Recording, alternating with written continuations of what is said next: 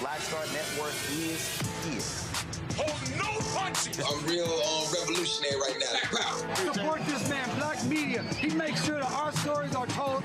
Thank you for being the voice of Black America, Roland. Stay black. I love y'all. All momentum we have now, we have to keep this going. The video looks phenomenal. See, there's a difference between Black Star Network and Black-owned media and something like CNN. You can't be Black-owned media and be scared. It's time to be smart. Bring your eyeballs home. You dig?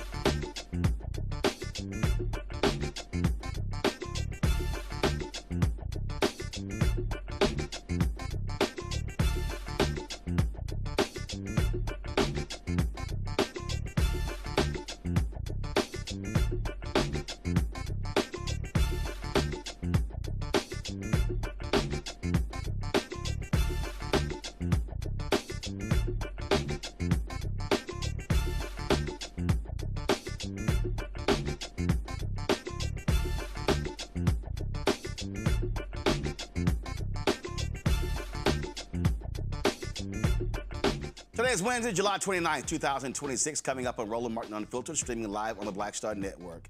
Howard University Interim President Dr. Wayne Frederick joins us to talk about the disenrollment of 502 incoming freshmen and gives us an update on what's going on. Approximately 25 million people rely on a Medicare subsidy program initiated during the Biden administration.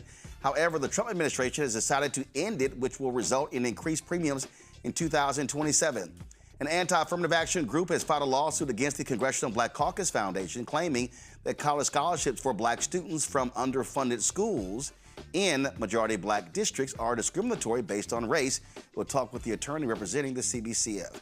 The late Congressman David Scott's daughter, Marcy Scott, was forced into a runoff for his seat in Georgia's 13th congressional district. We'll tell you who she is going to be against. We're less than 100 days away from the midterm elections, and MAGA continue its attack on black folks and voting rights. We will discuss efforts to ensure a safe and fair election. The senior national coordinator at the Election Protection Coalition. An Ohio rapper Afroman may be headed back to court. This time he's turning the tables on the deputies who sued him by filing a lawsuit against one of them for allegedly stealing $400. And Congressman Jim Clyburn caused a ruckus on social media when he said that he put the onus on black voters for the loss of Kamala Harris.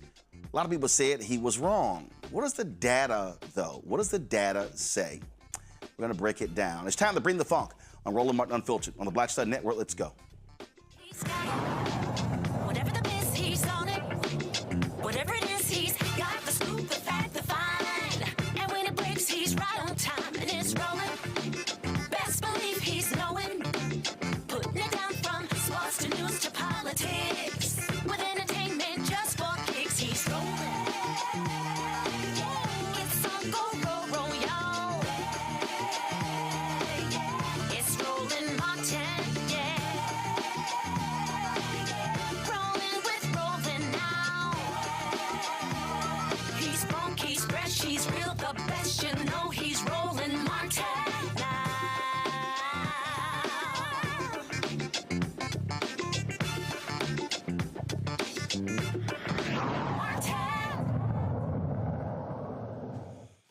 Ohio University has been catching lots of hell after 502 students were de-enrolled. It's led to lots of drama.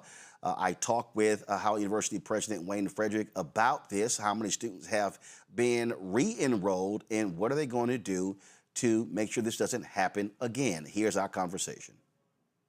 President Frederick, always glad to talk with you. Let's get right into it. So, reports said that some 502 students were impacted by the decision to unenroll them. Is that the total number of students that were impacted? That's the total number that we sent the enrollment message to, that they had not met the criteria on the checklist in terms of doing all the things that we expected them to do so that we could be prepared to receive them in the fall. That's correct. Of that 502, how many have y'all worked with to get their finances straight, and how many have been enrolled? We've worked with all 502. It's not only about finances, but primarily about finances. And over 200 have been enrolled.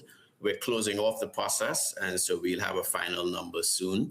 But about approximately over 200 have been enrolled, and a certain percentage never responded to us, et cetera, which was part of the concern.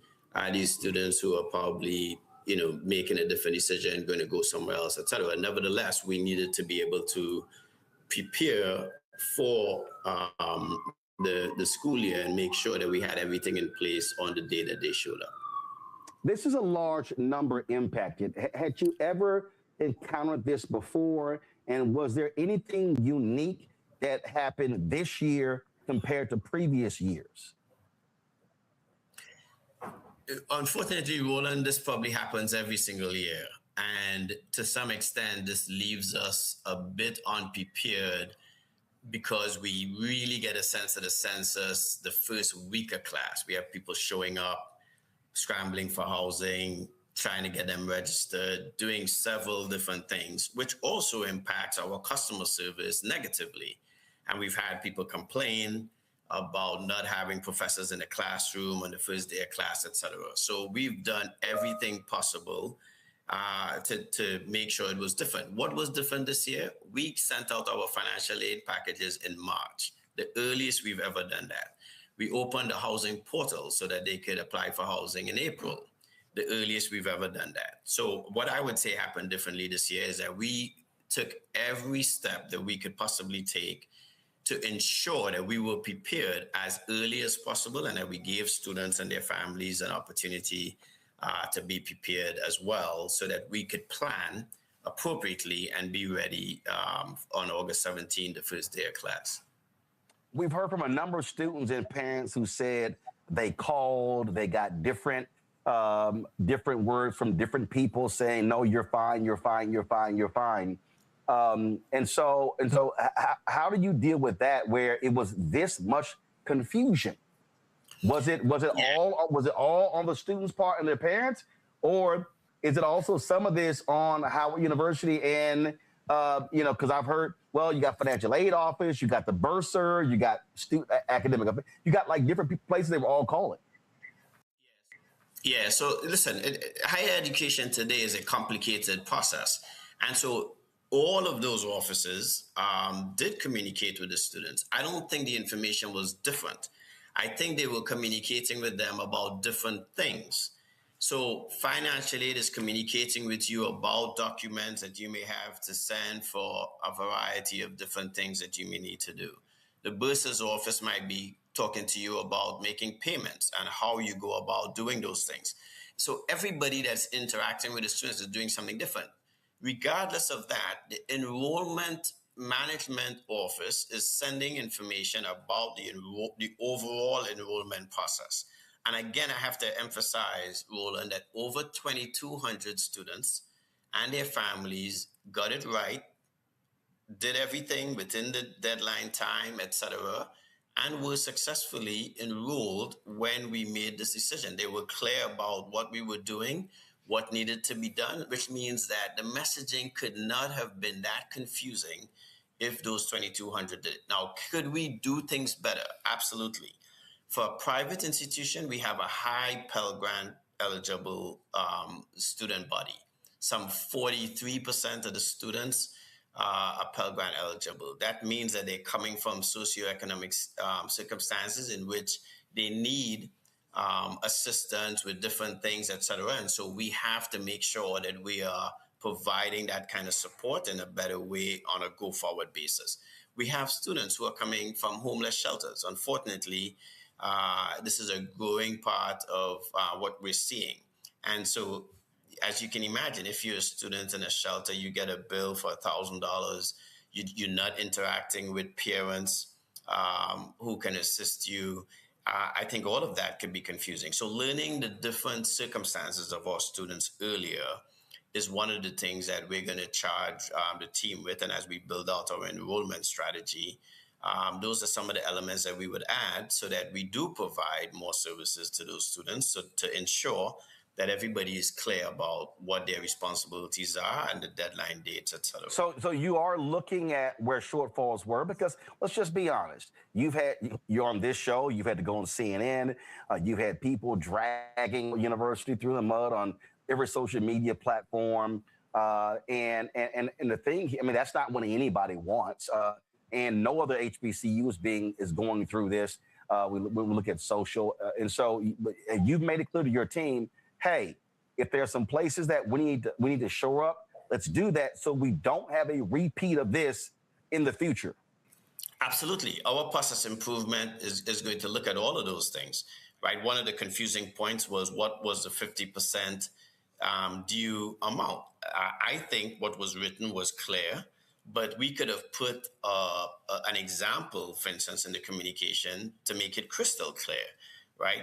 If the bill is $60,000 and you have aid for $40,000, some people felt they met the 50%. The 50% was related to the $20,000 outstanding beyond the aid. And so we could have put an example that would have made that clear to people, that they would have owed us $10,000 in that example I'm using, for instance. So we could always communicate better.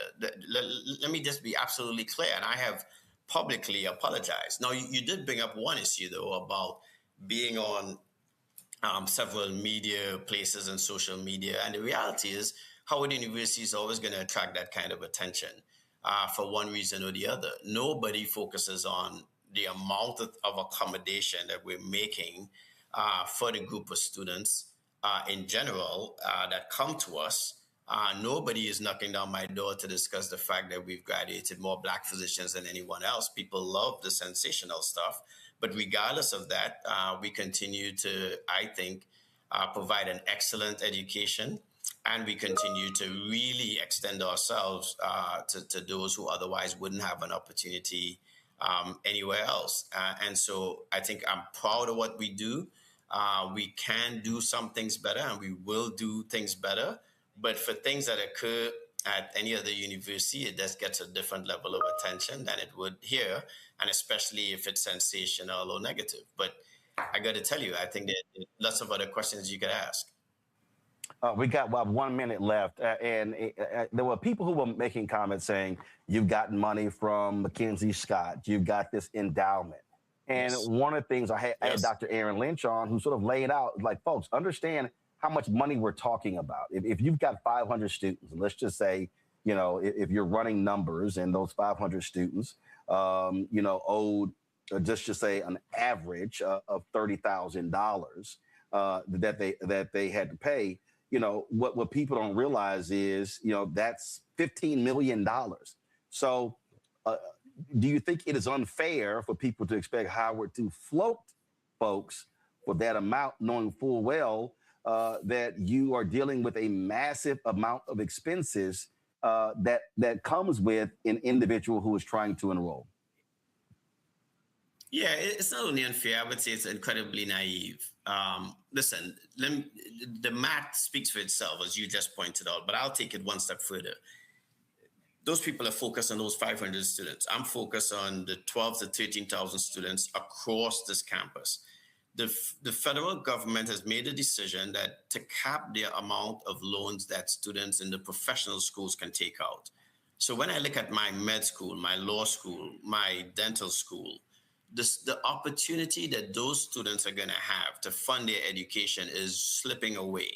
And so we are just President Frederick, for the people who don't know, that was in Trump's big, beautiful bill where that was capped. And in many ways, this is reminiscent of when the Parent Plus loan was capped under President Obama, and that caused a financial tsunami across HBCUs. That's exactly right. And some of the changes they've made even to the Plus loan made us as an institution not even package our students with Plus loan. The denial rate for Plus loans last year at Howard was very high. So when we put financial aid packages together this year, we didn't even include Plus loans. So the point is, when we look at all of our resources and we look at the buildings that we need to build, this is a fairly old campus. There's a lot of stuff that we are spending money on that to say to us that we should just put up 15 million plus for 500 students because of monies that we've raised and brought in, I think is naive. And then the last thing is the way endowments work, they grow. Right, I'm proud to say that not only is our endowment the only one over $1 billion among the HBCUs, it's now $1.5 billion.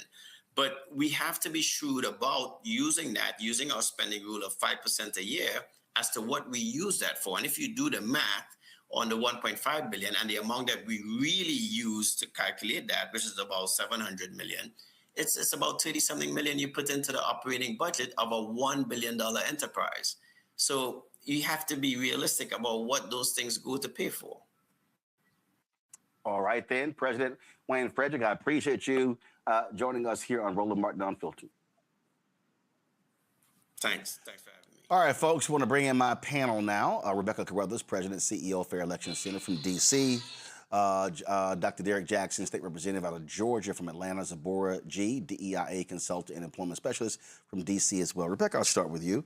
This has obviously caused some serious PR issues for Howard University. But the bottom line is this is also an economic issue, and I'm glad to see the number of people who are getting assistance and who will be enrolled. The 502, he said, so far more than 200. The story is very layered. So I went to Nebraska for law school, but I did a semester abroad through Howard Law, through its South Africa program, and I did studies at University of Western Cape, which is a HBCU in South Africa. It was a school that both Black and colored students could go to during apartheid. I remember what it was like when I was transferring some of my student aid from Nebraska law to Howard, and I'm getting those calls saying that I didn't pay and all of these other things, and having to spend time on the phone with Howard Financial Aid Office. And so it's sad to see that there are still issues with students versus some of the issues I had 20 years ago. That said, we are also in an environment, a political dynamic that is trying to defund the ability of Black folks in this country to seek higher education.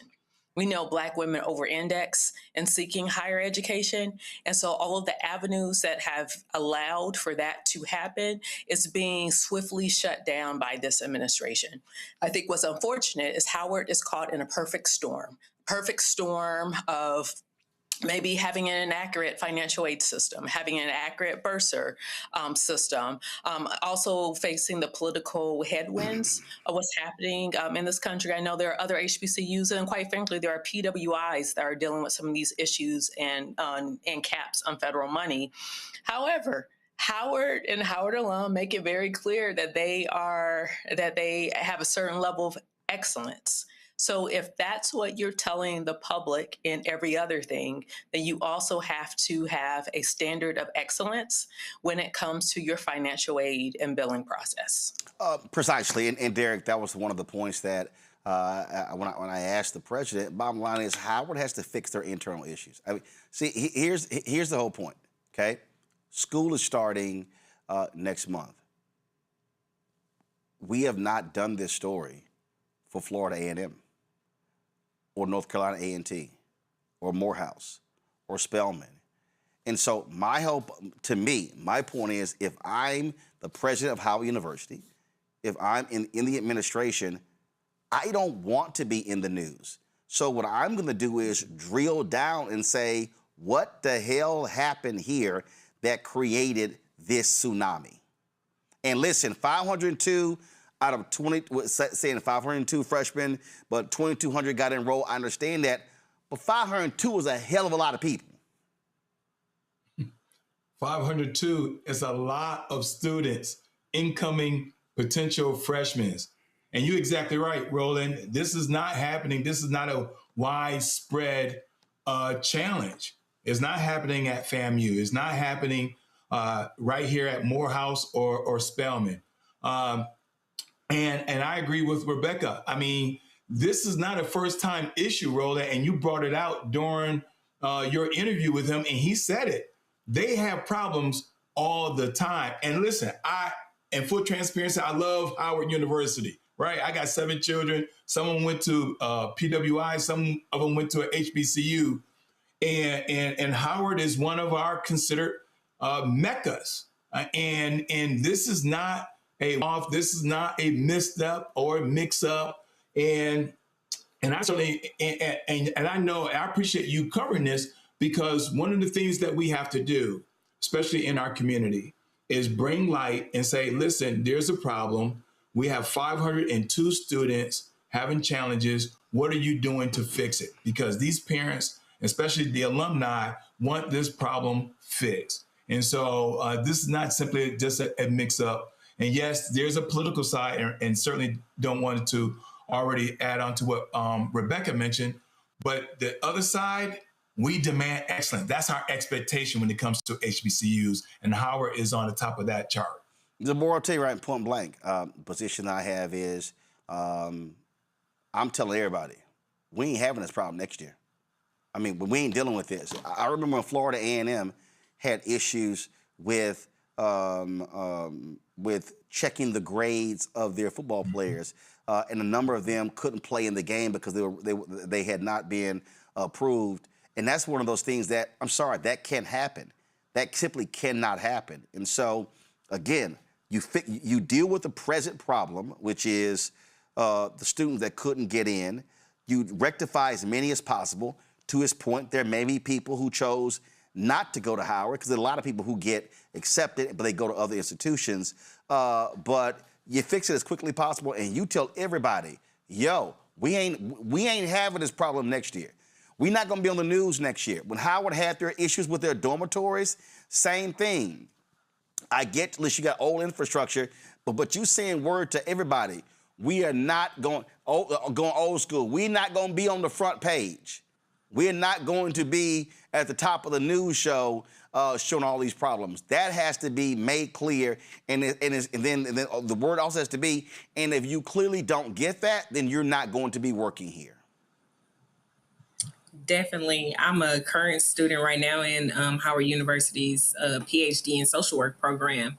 And just as a social worker, looking at everything that's been going on and really understanding that there are layered problems. We have to get our systems right. We need to do some program evaluations and check these offices and make sure that they are running efficiently. But at the same time, for us to say we've had this problem from year to year, that lets us know that this is a problem. It shouldn't happen every year. It's not happening at other schools. And this is not the first or the last time that Howard's going to be on mainstream media and on social media. And if we don't take these accusations seriously, because there were more than just these students are unenrolled for, the financial aspect of things. I am a person that I can say Howard has did better with communication from financial aid this year. I never received that before in my previous years, but this year I received a lot of emails. However, I will also say there's problems in housing, there's problems with the incoming freshmen, and they're taking the brunt of this, and we got to do something different. You have to make sure that the financial aid system is correct. The political system is impacting graduate students, professional students. When you say professional students, I'm a social worker, we're a professional program. We've been impacted by the Big Beautiful Bill. So I think that looking at it from a more macro scale and really understanding how these students are impacted and not just dismissing it or minimizing it, your communication has to be better. Absolutely. All right, folks, got to go to break. We come back. Congresswoman Jasmine Crockett lights up a congressional panel. Crockett Chronicles is next, right here, Roland Martin Unfiltered on the Black Star Network. All right, folks, let me get personal for a second. My mom had questions about her Medicare, so she called Chapter, a Medicare advisory company, and she texted me right after saying it's a great benefit. It was easy. A real person walked her through the whole thing, and now she understands better what's going on. But it's not just her. A woman in Yonkers wrote in saying the process was so simple, the enrollment was easy, and she was so glad she called. Then there's Marilyn, 90 years old, in Florida, living on Social Security. Her premium climbed every single year north of $400 a month for coverage she could barely afford anymore. So what does she do? She called Chapter. They found her the same top-tier coverage for hundreds of dollars less. 90 years old, and finally somebody in her corner. I hear stories like that again and again from our community. The Medicare system was not built to work for you. Too much fine print, too many plans. Yet Chapter's advisors are independent and honest, the only Medicare advisors that compare every plan nationwide. They're focused on one thing, what actually works for you. If you're already in the right plan, they'll tell you. No games, and people who switched with Chapter saved an average of $1,100 a year. All it takes is 20 minutes. You talk to a real person, and it's completely free help. So call Chapter at 724-264-8281, 724-264-8281. That's Chapter. Let me ask you a question. Why do so many people seem to think they know black men so well? What they think we want, what they think we need. Hell, they even tried to tell us why and how we voted, but never had a conversation with us. Never asked us how we felt, what brings us joy, what makes us angry, what makes us scared. How do we live? That's what this show is about. No translation, because we don't need anybody speaking for us. We can speak for ourselves. This will be a show where we bring brothers on that you don't see on every other talk show. Nope. Brothers that are doing work in local communities with black men for black communities. We're going to hear each other and try to understand so perhaps we can move forward together. No translation, because we don't need anybody speaking for us. Nope. What we need is each other. No translation, right here on the Black Star Network. Check it out. This is Motown recording artist Kim. You are watching Roland Martin Unfiltered. That boy, he always unfiltered though. I ain't never known him to be filtered. Is there another way to experience Roland Martin than to be unfiltered? Of course he's unfiltered. Would you expect anything less? Watch what happens next.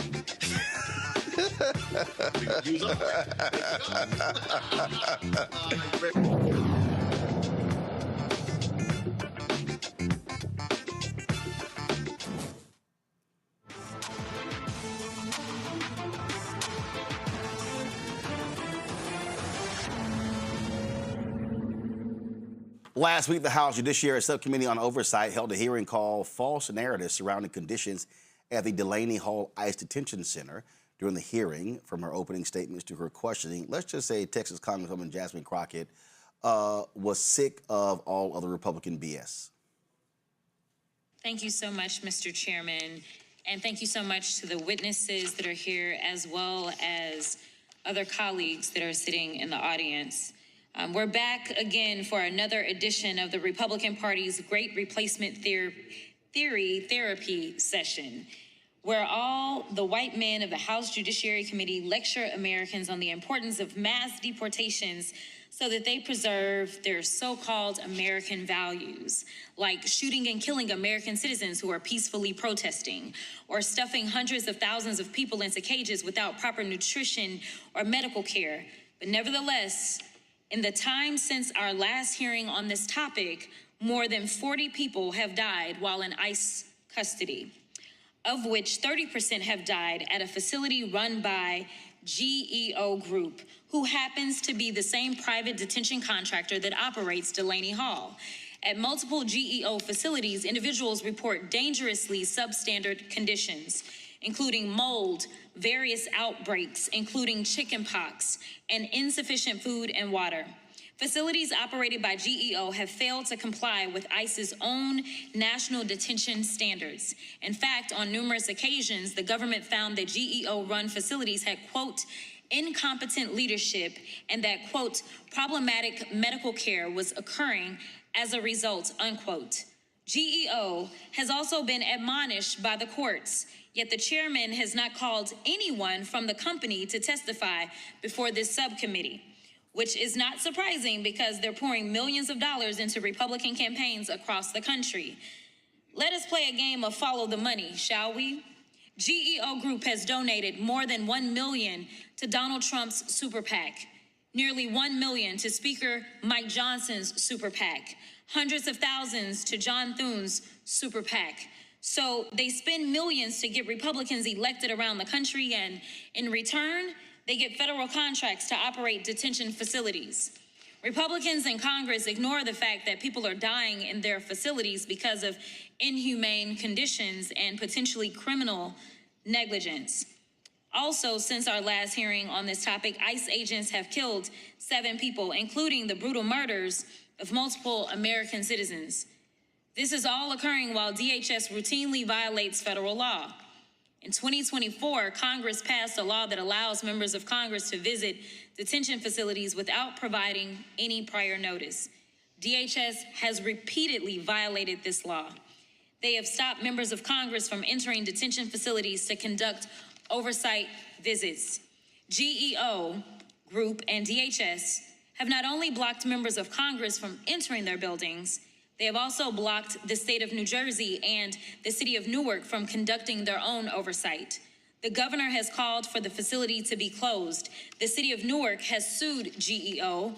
The New Jersey Attorney General successfully sued GEO so that health inspectors must be allowed into the facility. So a record number of people are dying in ICE's custody, mainly at facilities operated by GEO, and ICE is shooting and killing a record amount of people. Yet again, the chairman has failed to call any government official to testify before this subcommittee. No one from ICE, no one from CBP, no one from the DOJ, and no one from the White House. So Democratic members of Congress, like Congresswoman LaMonica McIver, have been conducting oversight themselves. In May of 2025, McIver was participating in a lawful congressional oversight visit at Delaney Hall with the mayor of Newark and other members of Congress. During the visit, Deputy Attorney General Todd Blanche, who wants to become the AG, ordered the violent arrest of Newark Mayor Ras Baraka. According to body cam footage worn by the violent federal officers, they arrested the mayor, quote, per the Deputy Attorney General of the United States. The federal agents also said that they would arrest anyone who would, quote, get in their way. The federal agents then violently assaulted the mayor, Rep. McIver, Rep. Bonnie Watson-Coleman, and Rep. Menendez.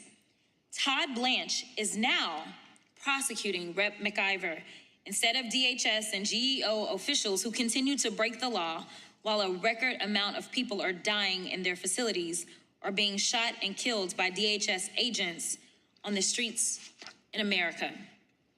This is one of the many reasons why Todd Blanche should never become the Attorney General of the United States. Last week, during his Senate confirmation hearing, the acting Attorney General said aloud what everyone here already knows, that he serves as the president's attorney and not on behalf of the American people. Blanche blocked investigations into the murders of Renee Good and Alex Preddy. He gave Trump and his sons a super pardon that gives them lifelong protection from any investigation, audit, lawsuit, or prosecution by any federal agency for any violation of federal law. He created the $2 billion fund to pay January 6 insurrectionists for attacking the Capitol. He's protecting the pedophiles and sex traffickers in the Epstein files. He's threatening reporters with prosecution. He's lied numerous times to federal judges and refused to abide by federal court orders. And just like the Republicans on this committee, he's part of the DHS cover-up that's using American taxpayer dollars to brutalize tens of thousands of people, even killing them. And when I say people, I'm talking about citizens and otherwise. If the Republicans really wanted to know what was happening at Delaney Hall or any other detention facility, they would push for unannounced congressional and independent oversight. Since the Republicans claim to be Christian, they should open their Bibles and read Ephesians chapter 5, verse 11, that states, quote, "Have no fellowship with the unfruitful works of darkness, but rather reprove them." I yield back. I just want to clarify one thing, because there is this perception that is consistently put out there that if you are a Democrat, you are anti-law enforcement, that you are against the police. We are not anti-law enforcement. In fact, this weekend, I will be speaking at a national convention for law enforcement. So let me be clear about something.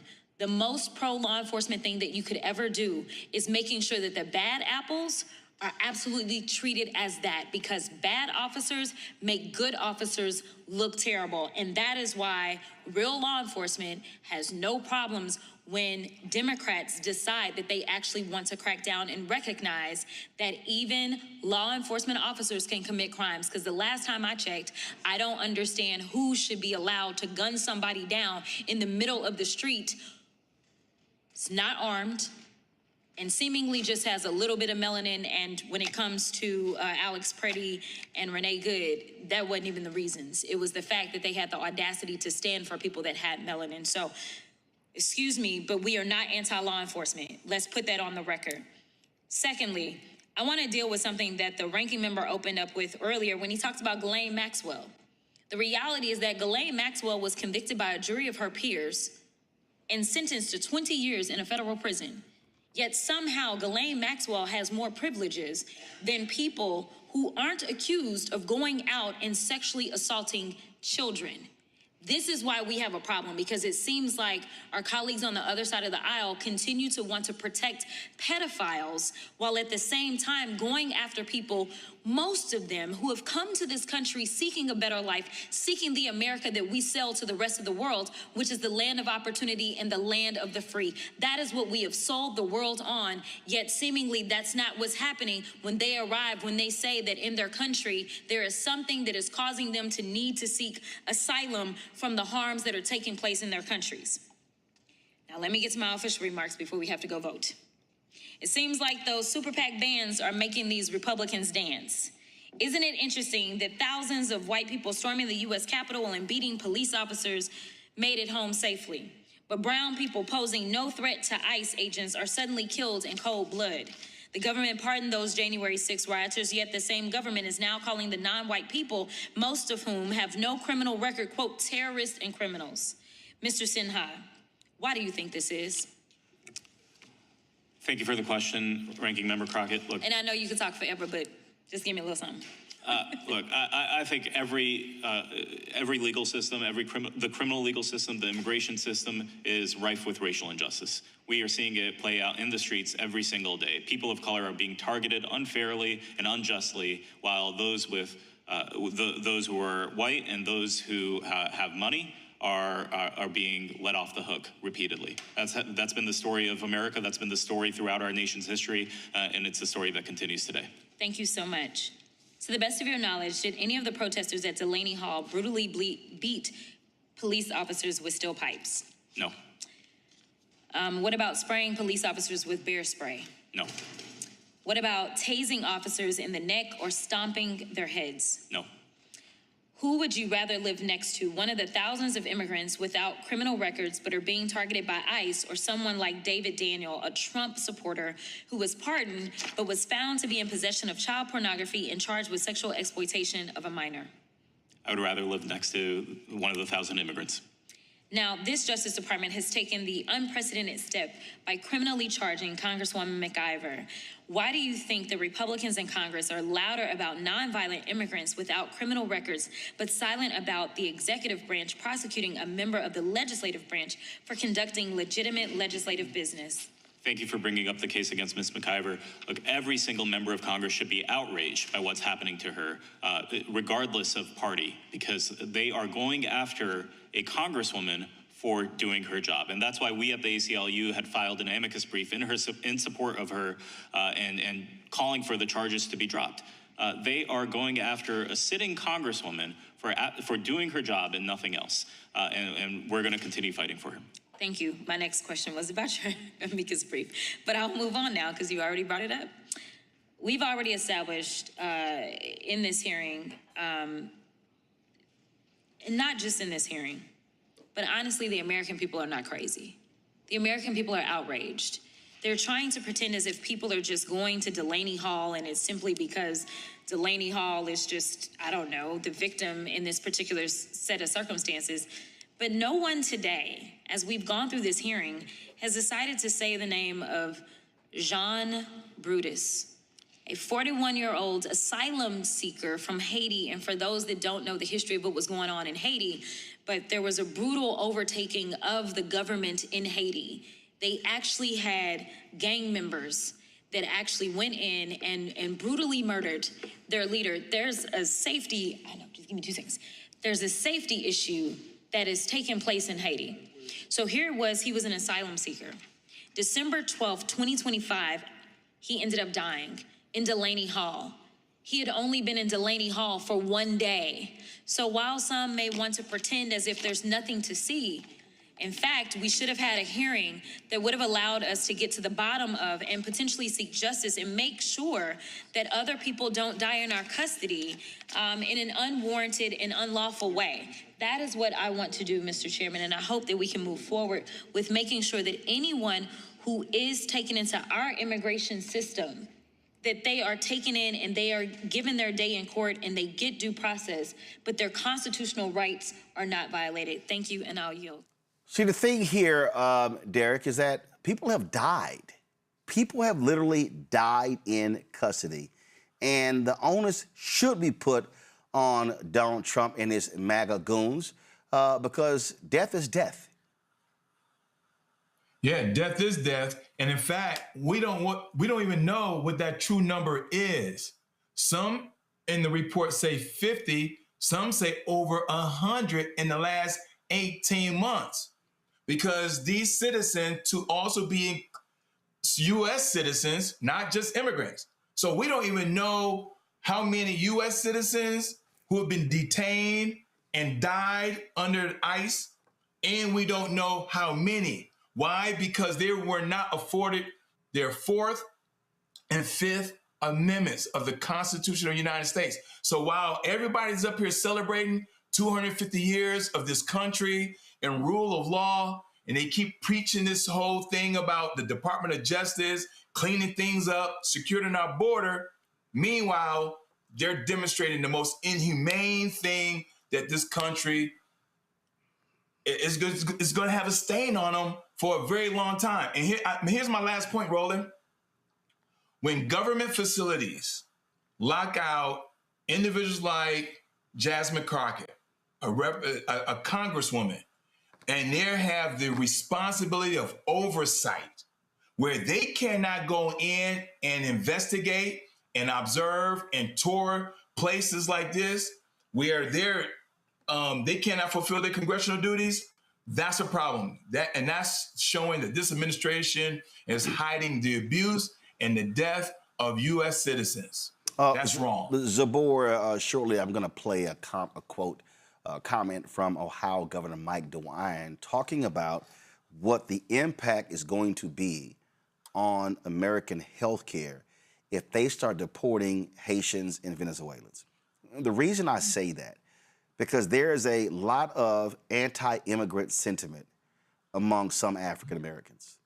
And when people yell, close the border, I need people to understand that when we talk about immigrants or undocumented people being in this country, we're not just talking about people who are picking fruit, people who are working in fast food. Our healthcare industry, where we already have a shortage of doctors and nurses, is going to be seriously impacted.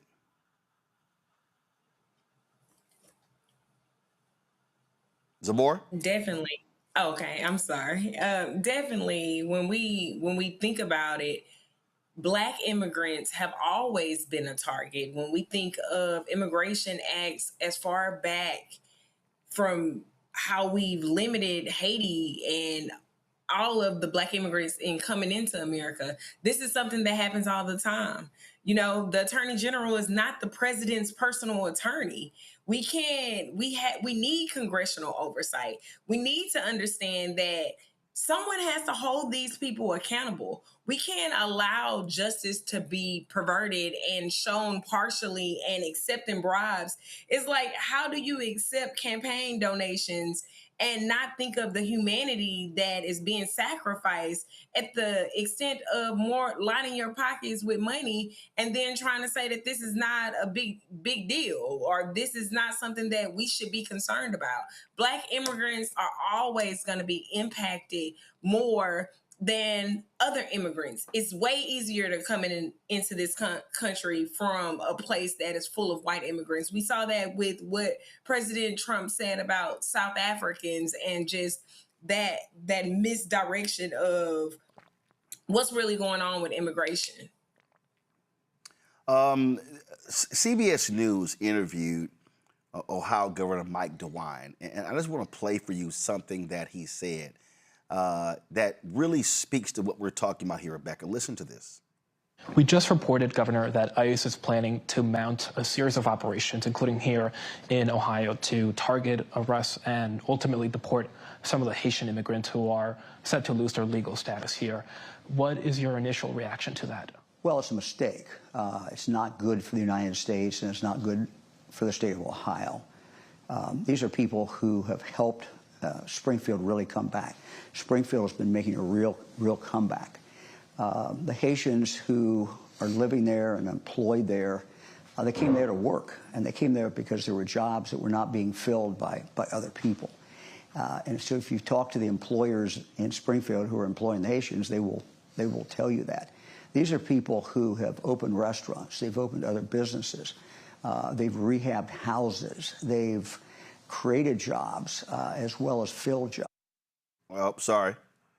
And so to lose them and have them not be able to work anymore and possibly, taken out of this country is frankly a blow to Springfield, and it's a blow to the state of Ohio.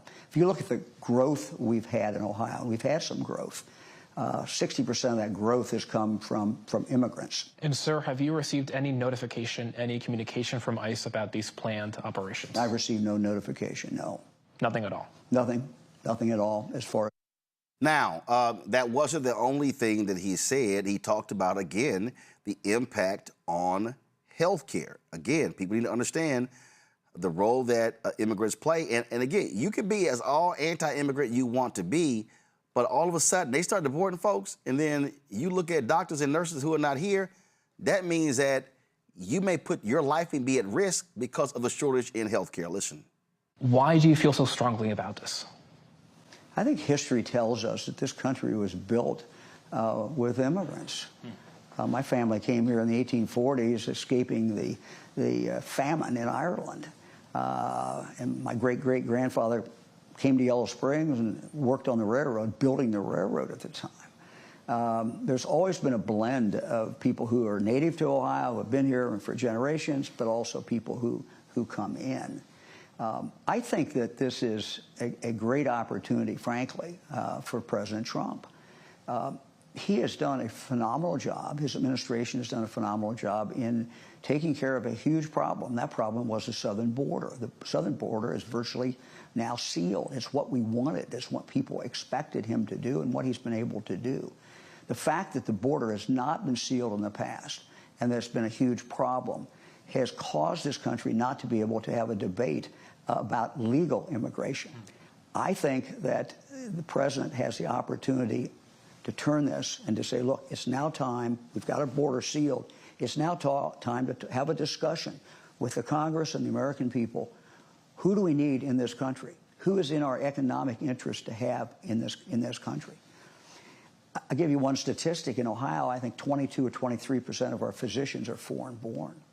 Our STEM workers, a large number of them are foreign-born. These are just facts, and if a good debate will bring that out. We need to develop a immigration policy that is an... Rebecca, this is a Republican governor in Ohio. You know, Roland, the reason why this issue is so hard for a lot of politicians is that this country doesn't have the moral authority in creating its policy on immigration in this country. Like, mind you, this is stolen land that these very people have stolen, come into this country, and then try to say, oh, people can't come into this country. I mean, even in American history chose to whitewash it. Look at the Statue of Liberty. The Statue of Liberty was given to the U.S. from France to support the emancipation of enslaved Black people on this continent. Instead, through whitewashing of history, it became, oh no, the Statue of Liberty is about welcoming immigrants to this country. That's what Ellis Island is all about. That isn't the case. That isn't reality. That isn't the history of this country. And so, trigger warning for your audience, it should not be, so being in the America undocumented, your punishment should not be rape. We know that many, both men and women, boys and girls who are in ICE custody have reported being raped. We see that there is 12, 13, 14-year-old children who are now pregnant and have now been moved, according to reports, have been moved to special facilities within the ICE system. What's happening within ICE is not okay. And even if you are a Black American, you should care about this issue. You should care about the humanity. There were jokes about alligator Alcatraz in Florida. You know why that's disgusting? Because my ancestors, especially Black enslaved children and babies, were considered alligator bait. This is American history. This is the American way of doing things. And because of that, America does not have the moral clarity or authority on the issue of immigration. So where the question shall lie is the penalty of being in this country undocumented, should it be death? If the penalty should not be death, then there should actually be humane facilities, humane treatment of people who are in ICE custody. If we really care about the humanity here, then these people shouldn't be rounded up similar to a century and a half ago when you had slave catchers terrorizing Black folks all across the South and into the North. And so we need to have a conversation centered around humanity, because this is a humanitarian crisis. I understand that every modern nation state must secure its borders. Absolutely. But the conversation that we're seeing, the policies that are being put forth, isn't about protecting our borders or knowing who's in the country versus not knowing who's inside your country. Like, there shouldn't be porous borders. No country should have porous borders. But that's not what this is centered about. Instead, this is centered about removing Black and brown people from this country so this nation can be a white country. I also want people to think about this here. I saw something from Neil deGrasse Tyson the other day. And I need people to understand what's going on here. There is a literal dumbing down of America. I'm going to say this, and Trump has already said it. MAGA believes it. They actually want dumb Americans. They do not want smart people. And when Charlie Kirk, all these people are like, oh, you mean to tell me we can't find Americans who can do that? Okay. Trying to find the next generation of American scientists and whatever, that's a 20, 25-year process. So if you don't confront what's happening in elementary school, middle school, high school, college, graduate, that ain't happening. And so there is an attack on science. There's an attack on having smart people. Y'all, the long ball is China and other countries are watching us and they're going, thank you for choosing to be stupid. Listen to this. There's an intellectual vacuum, scientific vacuum that is descending upon the United States. And that has consequences. I'm not here to tell people who to vote for or what to vote for or who your candidate is. It has nothing to do with this. It has to do with an if-then statement. If you're okay with the United States losing its scientific leadership, especially in the physical sciences, if you're okay with that, you will get the country you voted for. And that country is one where We will no longer innovate because our greatest innovations are based on the frontier science that's way beneath them, hidden from the daily news reports, hidden from what you see and hear about as you surf the internet. That goes away. We lose the foundation of our innovations, and the United States fades on the world stage. And they will do things that will impress us, just as we did things my entire life growing up that impressed the world. We went to the moon. Nobody else was close to going to the moon. As a scientist, it kind of doesn't matter who's making the advances because the fields of science move forward. But as an American, I like baseball, I eat hot dogs, and I eat apple pie. Yeah, I'm American.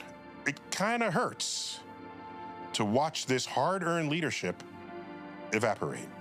We will be less secure, less healthy, and less wealthy because some community of people who influence what this country is do not see the value of science deep below all of that. Zabor, he nailed it. These people really love dumbness. And MAGA is feasting off of this literal stupidity. It's a war on our intellectual abilities, from how you're attacking the education system, from how you're attacking universities with funding, with just the ability to be free of thought. Institutions are supposed to be places where we can question everything, create new knowledge. If we can't have the scientists in place to where we can make these discoveries, when you look at the impact that Black inventors have had on America and the progression of America and how far we've came and how we've been able to be global leaders, people of color have always led the forefronts of these things. We have been the reason of why America is constantly pushed forward.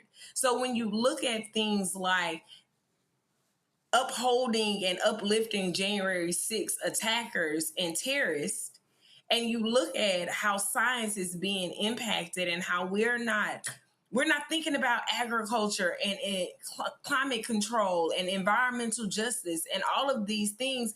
We are dismantling these programs, taking funding from the federal programs like USAID that sustains us and that creates all of this research and this knowledge that makes us leaders. We have to do something about it. You think that you are impacting Black and brown people from going to university because Black women were the number one educated group of people. You think that's the case when in reality, you're actually making, for lack of a better word, America go to hell in a handbasket very quickly by taking away all of the things that have made us great. The thing that is crazy, Rebecca, if you even think about the atomic bomb, go to my iPad. This is from nps.gov. It was literally refugees who pushed America to advance in the building of the nuclear bomb.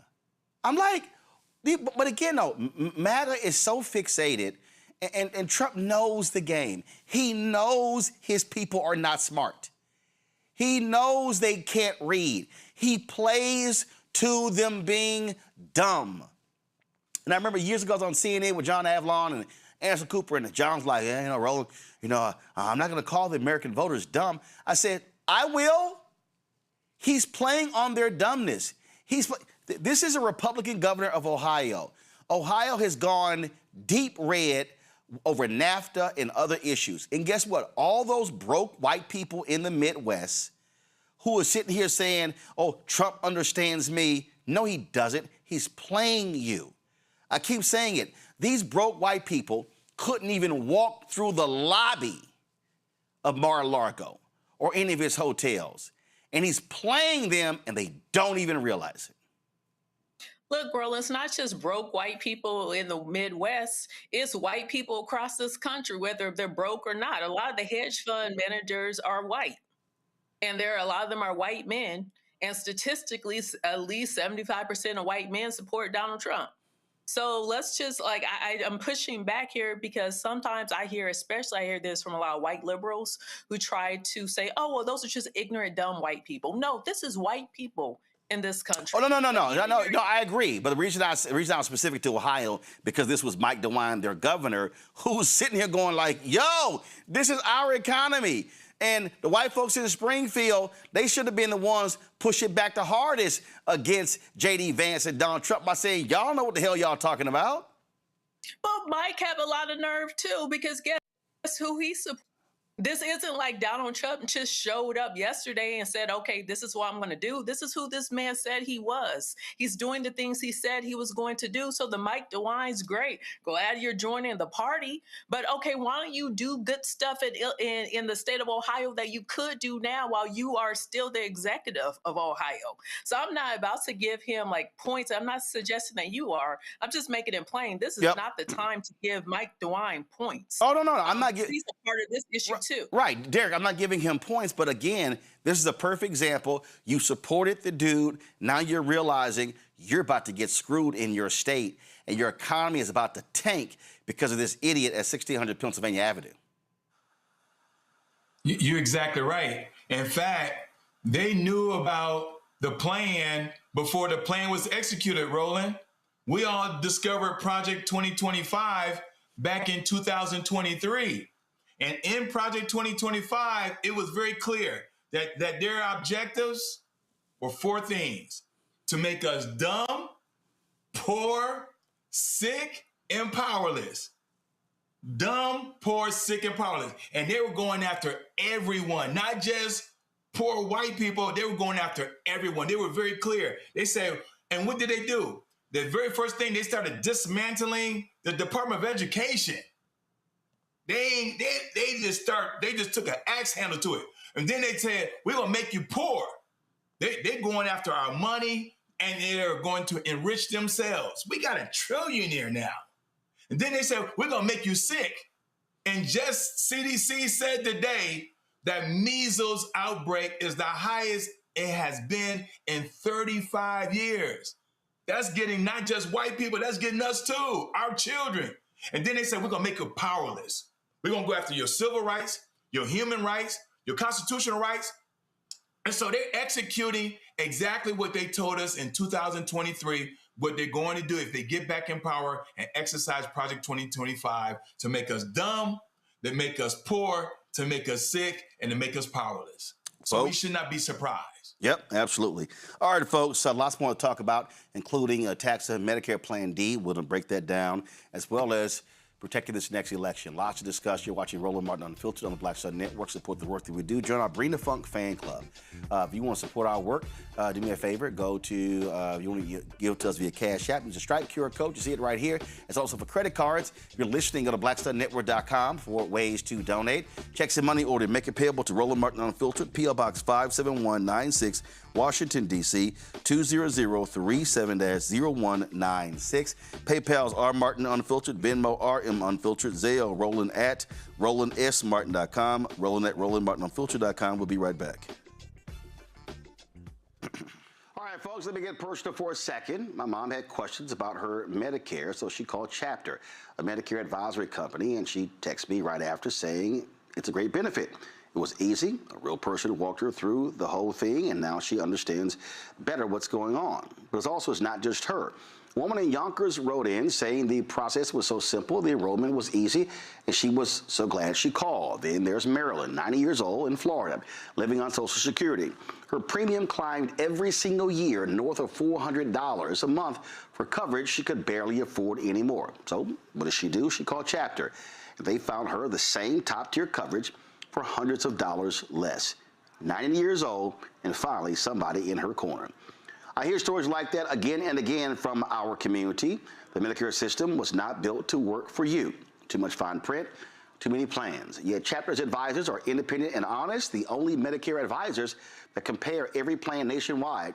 We're focused on one thing, what actually works for you. If you're already in the right plan, they'll tell you. No games, and people who switched to a chapter saved an average of $1,100 a year. All it takes is 20 minutes.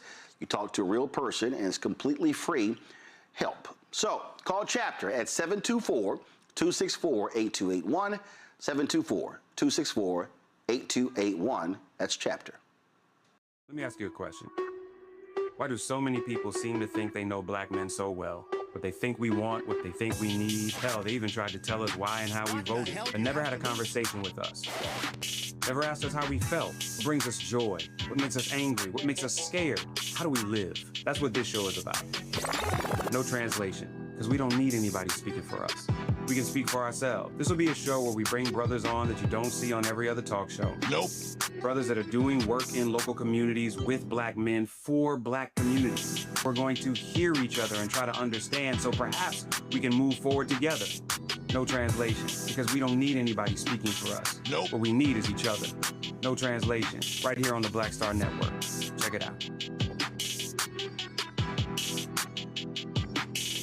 How you doing? My name is Mark Curry, and you're watching Roland Martin Unfiltered. Deep into it, like pasteurized milk without the 2%. We getting deep. You want to turn that shit off? We're doing the interview, motherfucker.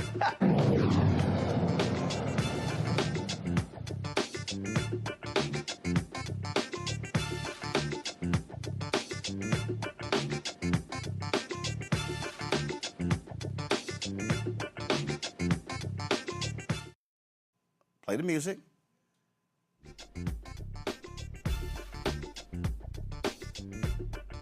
The E1. All right, give me a second.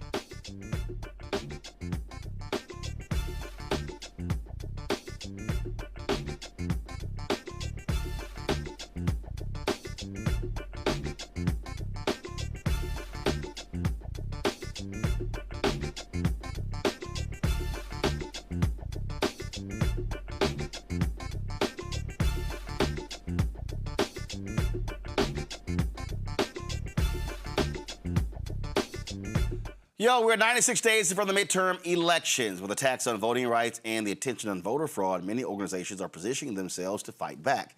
The Election Protection Coalition is coordinating trained volunteers and professionals to make sure everyone gets the right to vote. Camille Factory is National Coordinator for the Election Protection Coalition. She joins us right now. I'm glad to have you on the show. All right, so real basic, how y'all protecting us?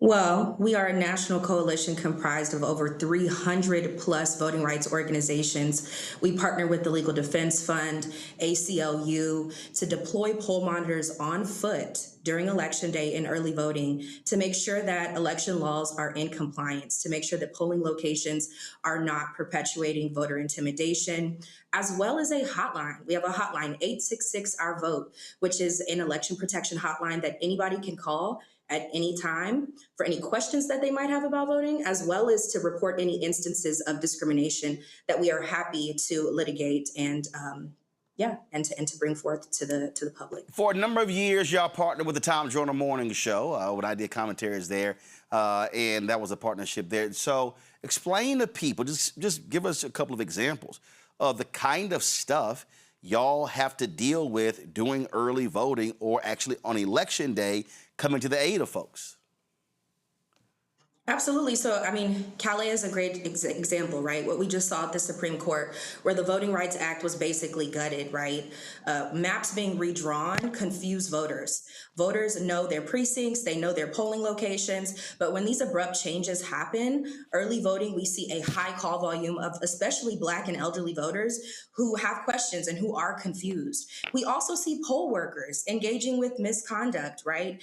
Engaging in partisan activities, intimidating voters as they're casting their ballot. So to us, it's extremely important that elections remain free and fair and safe in the state of Texas, as well as, which is where I'm based out of from, I'm calling today from Texas, but across the country, right? Because the foundation of our democracy, these seeds were sowed by our ancestors. And so we want to protect that, as well as the vote of anybody who wants to cast their ballot.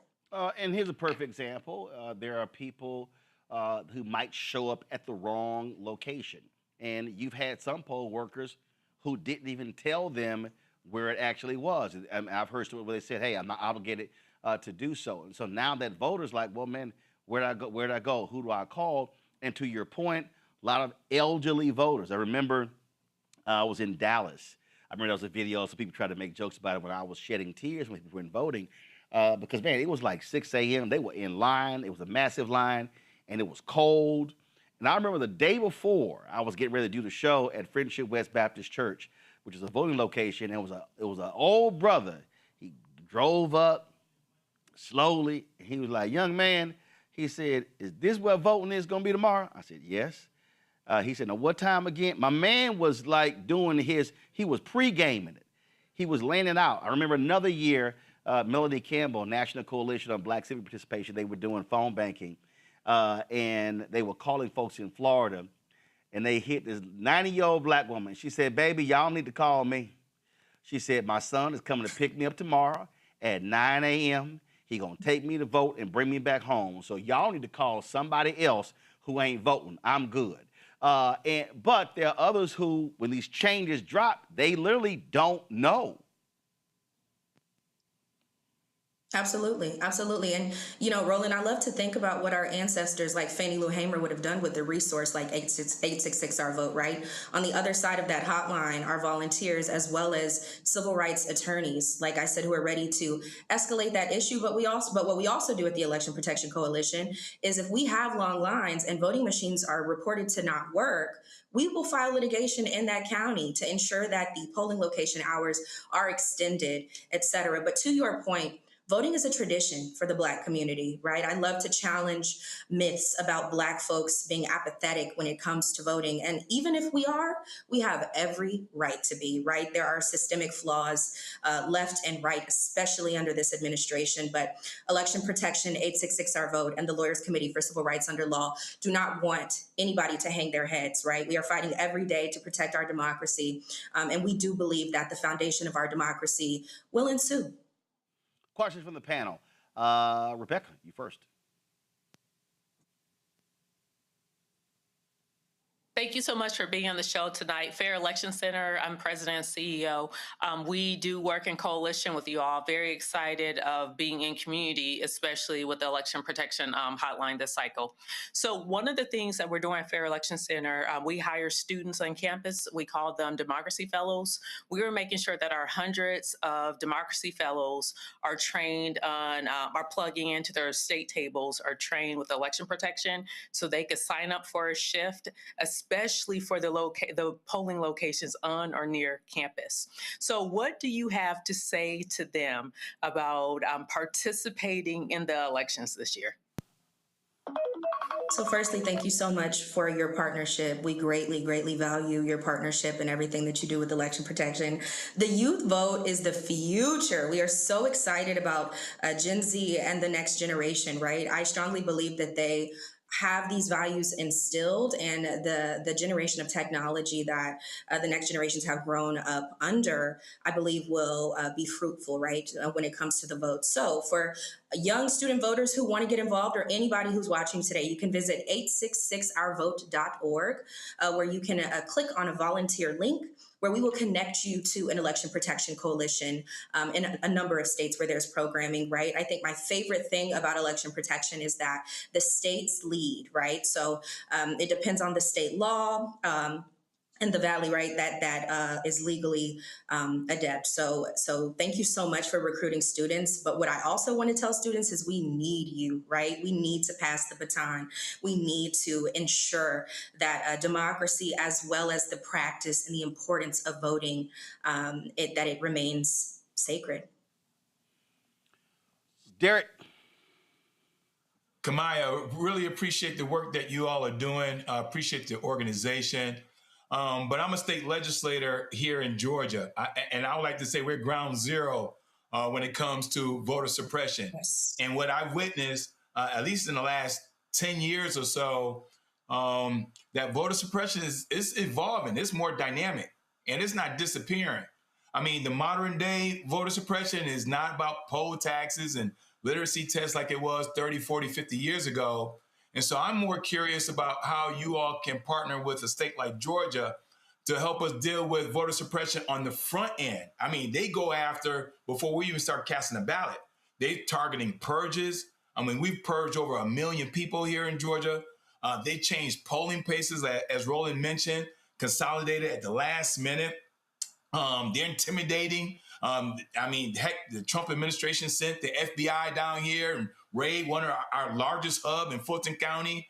They're intimidating our poll workers. So what kind of work that you all can do to assist us in this effort that they're doing voter suppression before folks, the doors are even open? Absolutely. So first of all, thank you for the work that you do as an elected official. I will say we have a strong, badass coalition in Georgia, right? Georgia is one of those historic states where we see election protection in a high call volume. What I would say is voter education should be a 365-day of the year effort, right? We need legislators and elected officials like you to help us promote this hotline. But further, we need to also strengthen our relationships with election judges, with poll workers, right? Making sure that we're all on the same page about changes to law, and changes to the legal landscape as it pertains specifically to elections. So I think that I know first that voter education is super important. Secondly, promoting 866 Our Vote, right, would be a extreme help. I'll also share with you too, right, in a state like Georgia that is actually extremely diverse, just like Texas, this hotline is available in different languages, right? Because bottom line, this fight is about access. This executive order that Trump just put forth a few days ago with the mail-in ballots, right? That's about access. They don't want folks who live with a disability, who might be elderly, who might be a single parent. They don't want them to have access to their ballot. So it's important that we partner with elected officials like you to get out the word about election protection and 866 Our Vote, and make sure that we promote the hotline in other languages such as Spanish, Arabic, and Asian languages as well. Zamora. Thank you so much for the work you're doing. I love the Black Voter Survivor Guide that's on 866 Our Vote. You mentioned access and individuals with disabilities, and I want to know what specific measures is the Election Protection Coalition taking to ensure voters with disabilities can access things like curbside voting and other accommodations on Election Day and just be more knowledgeable. You know, I saw that there was a voting plan, but I didn't see anything really about disability voting planning so that people can know to plan for those accommodations on Election Day. What are y'all doing about that? Absolutely. Thank you. I love this question because shout out to Disability Rights Network. They're one of our National Election Protection Steering Committee partners, right? They have several chapters throughout the country that we partner with. But one of the major things that election protection does specifically pertaining to disability is that we deploy poll monitors during early voting and Election Day. These poll monitors physically go out to polling locations to ensure that there is ADA compliance, right? That there is curbside voting, that signage, that you can see the signage, that it is accessible, as well as the option of seating for voters that may not be able to stand, right? We also get calls into the hotline about people who might be in the hospital and want to know how to cast their ballot that day, right? Want to know if they're eligible to vote based on either giving birth or having a medical emergency, right? The threshold of disabilities is large and wide, but we really count on our poll monitors, our volunteers who are boots on the ground, right? Ensuring that these polling locations are in compliance. So what that looks like is they'll go to a polling location, they'll see that something is out of compliance. They will call the hotline and let us know that this is an issue. And we, the civil rights litigation attorneys, right, on the other end of that hotline, will call the election judge directly and say, hey, you're out of compliance. We are with the Election Protection Coalition. You need to fix this, right? In some cases, that can look like litigation that we might file to ensure that this does not happen again. All right, come on, we surely appreciate it. Thanks a bunch. Thank you. Folks, let's talk about Georgia. The results for the Georgia 13th Congressional District special election are in, and voters will head back to the polls for a runoff next month. Tuesday election was held to fill the seat left vacant following the death of longtime Congressman David Scott. Scott's daughter, Marcy Scott, emerged with the top vote but fell short of the majority needed to win outright. Scott took 46% of the vote, followed by Democrat Everton Blair, 37.4%. Republican Cesar Gonzalez received 8.7%. Republican Faith Park got 4.7%. Democrat Carlos Moore got 3.1%. Scott and Blair will face off in the runoff election on August 25th. The winner will serve out the remainder of David Scott's term in Congress for the rest of the year until the new Congress is sworn in January. All right, let me go to a break. I'm having issues with microphones, so I need to switch it out. We'll be right back. All right, folks, let me get personal for a second. My mom had questions about her Medicare, so she called Chapter, a Medicare advisory company, and she texted me right after saying it's a great benefit. It was easy. A real person walked her through the whole thing, and now she understands better what's going on. But it's not just her. A woman in Yonkers wrote in saying the process was so simple, the enrollment was easy, and she was so glad she called. Then there's Marilyn, 90 years old, in Florida, living on Social Security. Her premium climbed every single year north of $400 a month for coverage she could barely afford anymore. So what does she do? She called Chapter. They found her the same top-tier coverage for hundreds of dollars less. 90 years old, and finally somebody in her corner. I hear stories like that again and again from our community. The Medicare system was not built to work for you. Too much fine print, too many plans. Yet Chapter's advisors are independent and honest, the only Medicare advisors that compare every plan nationwide. They're focused on one thing, what actually works for you. If you're already in the right plan, they'll tell you. No games, and people who switched with Chapter saved an average of $1,100 a year. All it takes is 20 minutes. You talk to a real person, and it's completely free help. So call Chapter at 724-264-8281, 724-264-8281. That's Chapter. Let me ask you a question. Why do so many people seem to think they know black men so well? What they think we want, what they think we need. Hell, they even tried to tell us why and how we voted, but never had a conversation with us. Never asked us how we felt, what brings us joy, what makes us angry, what makes us scared. How do we live? That's what this show is about. No translation, because we don't need anybody speaking for us. We can speak for ourselves. This will be a show where we bring brothers on that you don't see on every other talk show. Nope. Brothers that are doing work in local communities with black men for black communities. We're going to hear each other and try to understand so perhaps we can move forward together. No translation, because we don't need anybody speaking for us. Nope. What we need is each other. No translation, right here on the Black Star Network. Check it out.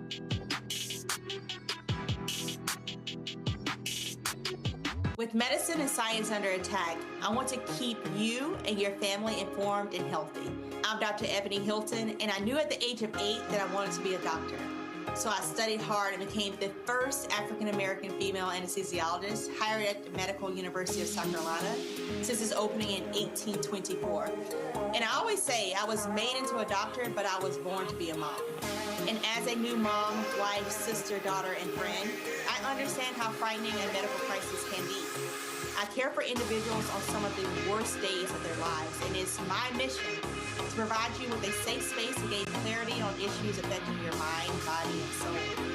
I recognize that there are health disparities, particularly as it pertains to race, and I want to help bridge the gap between you and your healthcare providers. Join me every Thursday for Second Opinion on the Black Star Network, where each week I'll invite experts from various medical fields to share the latest health news. We'll discuss topics such as the vaccine debate, mental and sexual health, medical bias, infertility, menopause, andropause, nutrition, and aging. Together with my medical colleagues, we aim to provide you with a second opinion. Don't miss it, Thursdays only on the Black Star Network.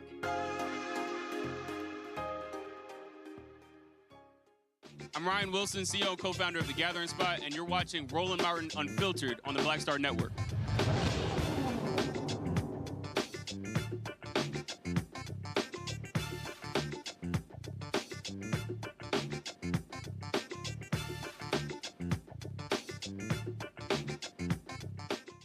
For Afroman, best known for the song Before I Got High, suing the deputy he says stole money from his home.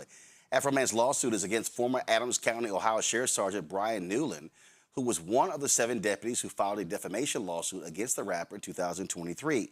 That case was over Afroman's music videos and social media posts that used footage from a 2022 raid on his home. The deputies sought almost $4 million in damages and argued that Afroman's content portrayed them in a false light. However, in March, the jury rejected that. They sided with Afroman, finding the rapper did not defame them. Under Afroman's lawsuit, he seeks damages under 4 claims, requesting at least $25,000 per claim, including malicious prosecution, abusive process, intentional infliction of emotional distress, and tortious interference with contract. Afroman is also seeking attorney's fees, lost income, emotional distress damages, punitive damages, and demanding a jury trial. Look, I'll be honest, the reason I love this lawsuit, Derek, is because he's holding them accountable for their actions. And the bottom line is they were pissed off. The judge was ticked off that he won.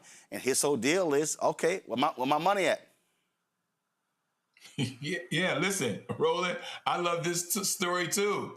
You can't kick down a man's door, find 0 drugs, you find absolutely nothing, misplace his money, and expect no accountability because he put you on Front Street.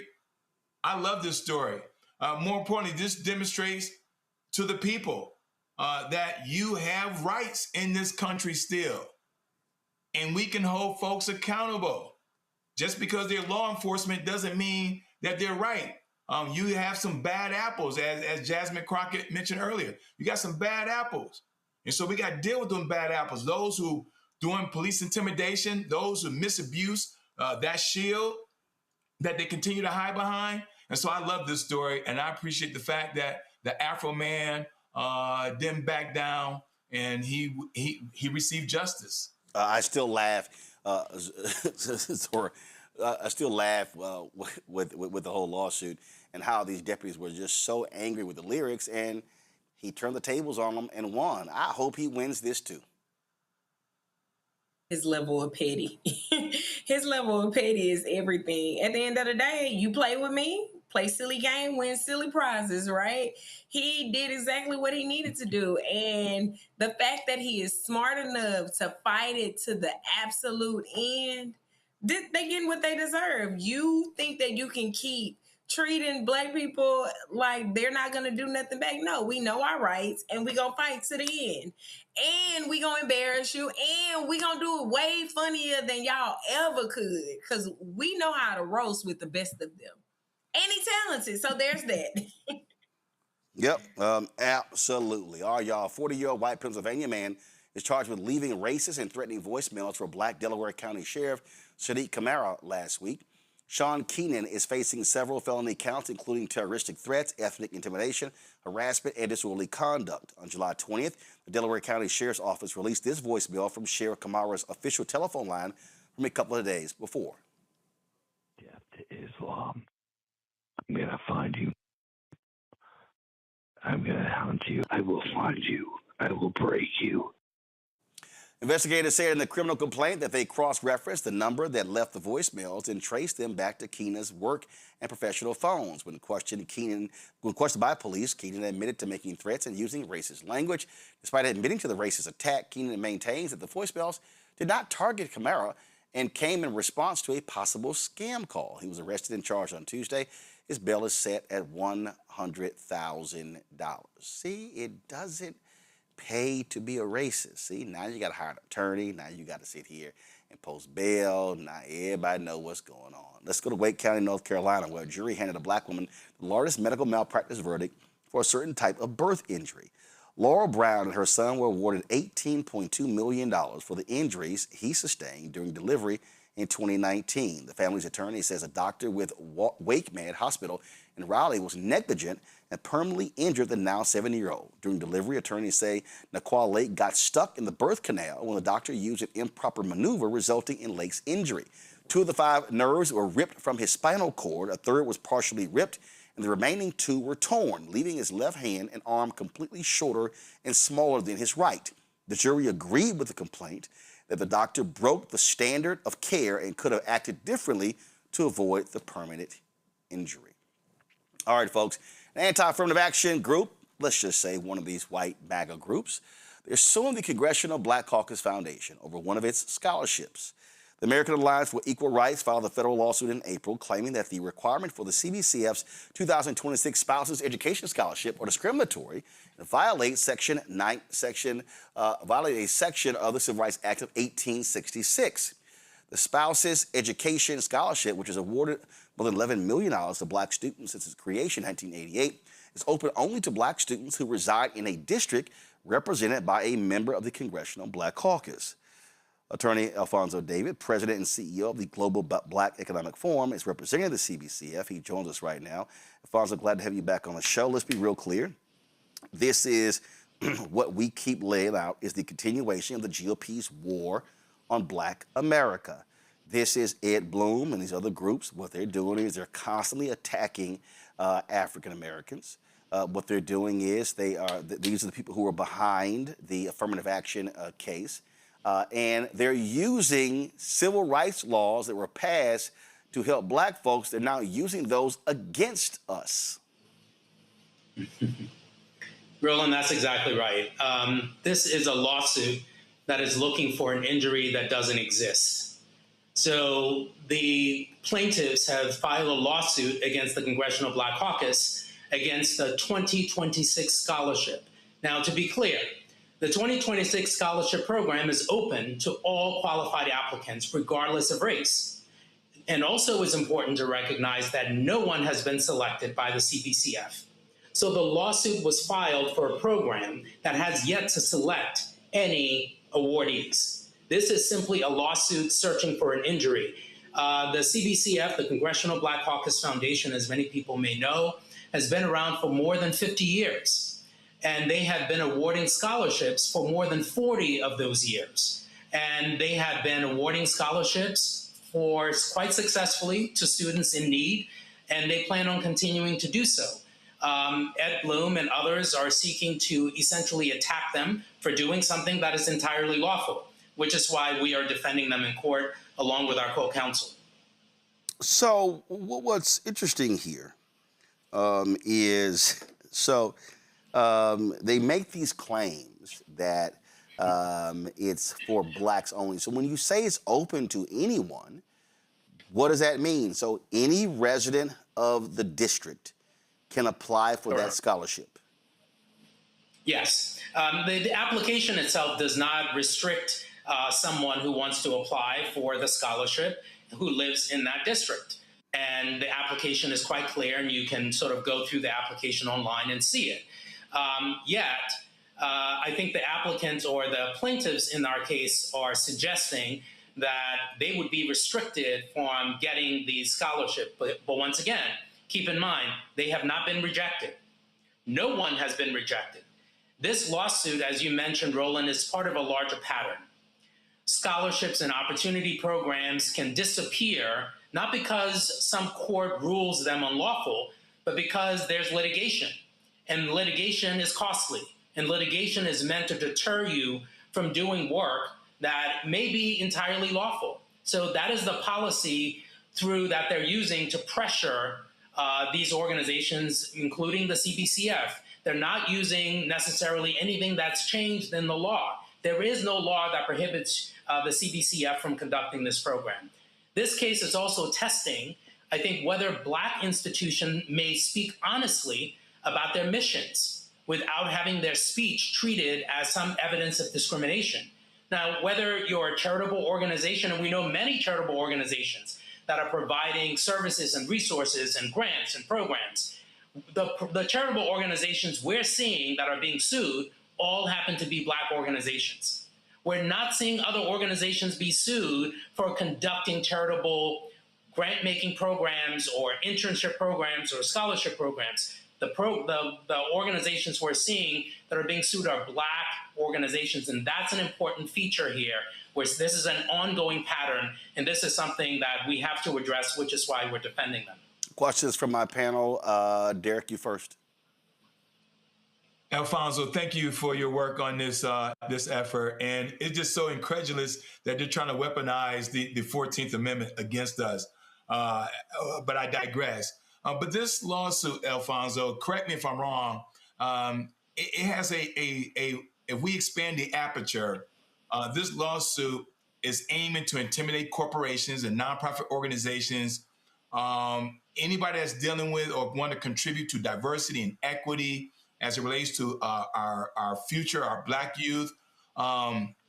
Heck, a member of Congress is trying to even do away. She says the Congressional Black Caucus shouldn't even exist, right? And so this is a larger play for them. My question is, how do we combat this, though? Right? I mean, they're coming after us in every aspect, and as a legislator, we're the largest Black caucus in the United States. There's 72 of us in Georgia, right? We're 6 more than the Congressional Black Caucus. So we're the largest Black. So if they do this after the Congressional Black Caucus, again, Georgia is ground zero. Alfonso, they're going to come after us next. How do we deal with this? Yeah, there are a few things that I think we have to do. One, we cannot normalize this. We cannot allow them to completely subvert the law. And then what the case here reverts around a law that was passed in 1866. It's called Section 1981 of the Civil Rights Act. And that law was passed in 1866 after Reconstruction, when Black people were free. And we all know that during slavery, we were not allowed to enter into contracts. We were considered property. So we could not purchase a car or enter into a mortgage. We weren't allowed to do any of that. So this statute was passed in order to allow Black people to enter into contracts in the same way that white people had historically been able to enter into contracts. And what they're doing here is taking that statute and arguing that the scholarship application is a contract. And that when you apply for the scholarship in their mind, they're only limited to Black people, which is wrong because there's no restriction based on race for the 2026 scholarship. The eligibility requirements do not restrict applicants based on race, but they're arguing that this law should be used to restrict the Congressional Black Caucus from continuing their program. So one, we have to make sure we're not normalizing these arguments to suggest that we can no longer do work that has been entirely legal. Second, I think it's important that we collaborate across the board. What we can't do is operate in silos. We work with partners both on the domestic, in terms of regional litigation, national litigation, international litigation. We're seeing this also outside of the United States. We're seeing programs that are being tacked in London.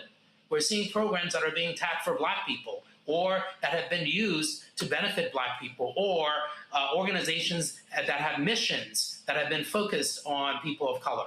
So we have to make sure that we don't normalize these arguments. We have to fight back. I know it's difficult because we're seeing lawsuit after lawsuit after lawsuit.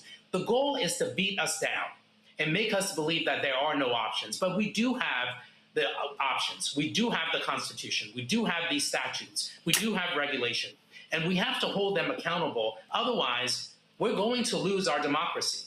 And I know some of us argue sometimes that we're pretty close if we haven't already lost it, but we still have the Constitution. We still have these statutes on the books. And if we're going to treat Black organizations differently than every other organization in this country, then we have a much larger problem. So this, again, is a charitable organization. Think about every other charitable organization out there that's providing services and resources. They're not being sued.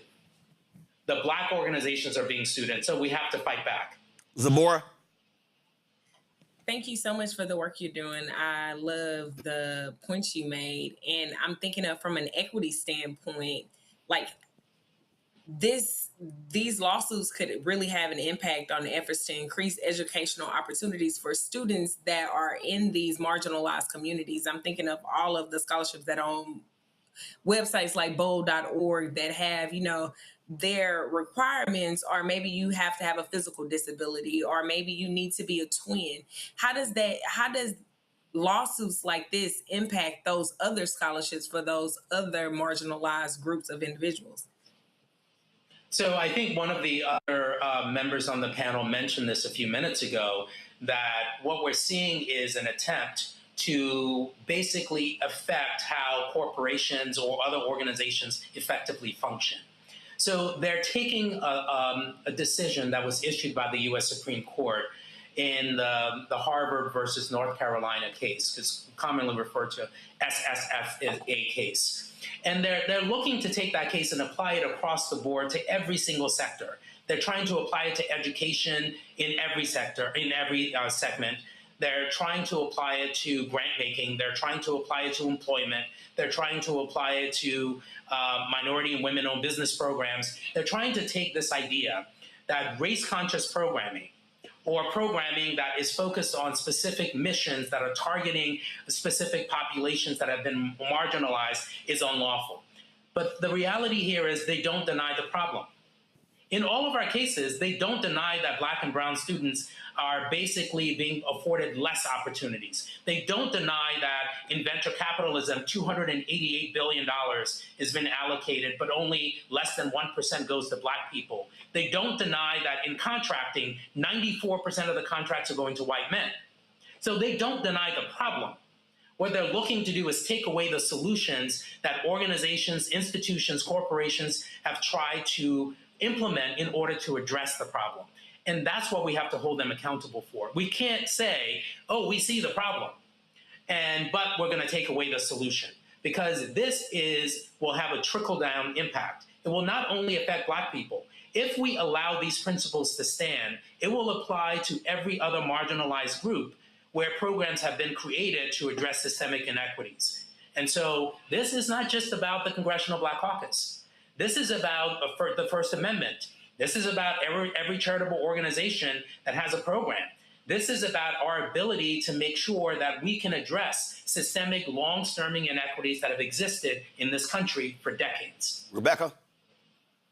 So, Alfonso, when are we going to, Black folks, when are we going to start attacking a lot of the legacy programs that are based upon legacies of who are able to go to certain universities, certain colleges, receive certain benefits and grants and monies and investment, and it's only white folks, because these were the people who were able to do all these things in society while Black people were banned from doing so. So when are Black people going to start attacking that? Because if they're going to attack us, then turnabout is fair play, right? Turnaround is certainly fair play, and there was a threat of a lawsuit with respect to legacy programs at colleges and universities. I need to check to see where we are in that program, but I know that folks are considering filing lawsuits, not only in terms of legacy programs, but also think about this. When you look at large corporations or you look at boards of directors, in most cases, they are white men. We don't see a lot of women. We don't see a lot of people of color. We don't see a lot of, certainly not a lot of Black people. In fact, Alfonso, since the attacks on DEI, of the new board members, I saw one report where it said 66% of the new board members were white men. Exactly. So if we are actually focused on merit, I've always asked folks to explain this to me. How is it that we have Black women, Black women are more educated than any other demographic group in this country? If that's true, and we're focused on merit, then we should have more than half of the companies in this country being run by Black women. We don't have that. So what we need are people who are willing to step forward, to file lawsuits challenging some of these programs. We have 7 plaintiffs in our lawsuit in Texas, where we sued the state of Texas and the controller of Texas for taking away certifications for every company that is owned by a woman and every company that is owned by a person of color. We filed that lawsuit. That lawsuit is affecting more than 16,000 businesses in the state of Texas. That is for people who don't know, that's the Texas HUB program, historically underutilized businesses, that was actually created under Republican Governor George W. Bush, was one of his hallmark pieces, and now you have the MAGA Republicans, Greg Abbott, Dan Patrick, getting rid of the exact same program. Yes, and that's why we filed that lawsuit. But to the point that we were sort of getting to earlier, we have to make sure that our communities have the courage to stand up. If we think someone else is going to do it, we may be lost. We have to make sure if you're affected, if you believe that you're going to be affected, stand up. That's what we're seeing on the other side, and we have to make sure that we marshal the resources to push back. As much as they're pushing against us, we have to push back, because these laws have to exist for all of us. They can't just exist for them and not for marginalized communities, for Black people, for women, for people of color generally. Lori Parks asked this question in our chat. She says, if I am a private donor who wants to give away a scholarship for someone to go to an HBCU college, I can't individually give my money away to whoever I want to give it away to. Her question is important. So the question is, can she as an individual do that? Because I know Auburn, University of Texas, other programs, Alabama, they've gotten rid of scholarships where they were endowed that was supposed to go to Black students. University of Texas, that was a Hispanic dentist who created a program to create more Hispanic dentists. And then the university said, hey, we can't award this scholarship. So those are the state schools. What about an individual? Yeah. So, yes, you have the right to provide your financial resources in any way that you deem it appropriate. Every single year, for some of us, we make donations at the end of the year. We pick the organizations that we want to donate to, right? Sometimes you want to go to Goodwill. Sometimes you want to go to the Salvation Army. Sometimes you pick the organization that may be aligned with your personal values. You have a First Amendment right to do that. It's called a freedom of speech, freedom of expression, freedom of association. All of those things are protected. And they're even more protected when you're a charitable organization. So if you decide to create a charitable organization with an express mission, and your mission is to address poverty, or your mission is to address systemic inequities in your community, you have a First Amendment right to try to address those problems. And when we are being attacked, like the Congressional Black Caucus, for essential, which is a not-for-profit charitable organization, when they try to address problems that have systemically affected the Black people, and they're being restricted from doing so, then think about how that's going to affect every single person who wants to actually use their money and express their First Amendment rights by giving it away to people that they deem appropriate. That's one of the key issues that we're fighting back against in this case, because there is a constitutional protection that all charitable organizations have and that we as individuals have when we try to give our money away to third parties. I have been yelling, hollering, and screaming since he got inaugurated, Alfonso, that they want to defund Black America, that they are, excuse me, Al has been kicking my butt. They are going after every facet of Black people. And I've been saying, y'all, they're going after education. They're going after health. They're going after civil rights. They're going after economics. They're going after social justice. All of it. Last year, Biden-Harris, Black-owned businesses got $10 billion in federal contracts. Only 2%, but it was the highest ever. Already under Trump, that's now fallen to 1.2%. So we are moving towards losing close to $5 billion. They are targeting health grants, which then means that's NGOs, the nonprofit community. There's not been a single nonprofit that I know of, Alfonso, that has not been impacted by the anti-DEI. The reality is, Richelieu Dennis founded the entity that you work for, Essence Festival, Black Women's Expo. I can go down the line of how many events where companies said, we would love to do something. I mean, the International African American Museum, we had the CEO on. Companies have said, if y'all could just hold on for 2 years. They got a $6.5 million shortfall. They're furloughing workers. And the companies are like, hopefully he's gone in 2 years. So people need to understand that this is real. We are not, this ain't no game. This ain't no exercise. This is real. And what they're trying to do is they're trying to lock in these laws and rulings that makes it even harder. If a Democrat wins in 2028, it's so much work that's gonna have to be done to roll back to 2024 because of the attacks that they have instigated.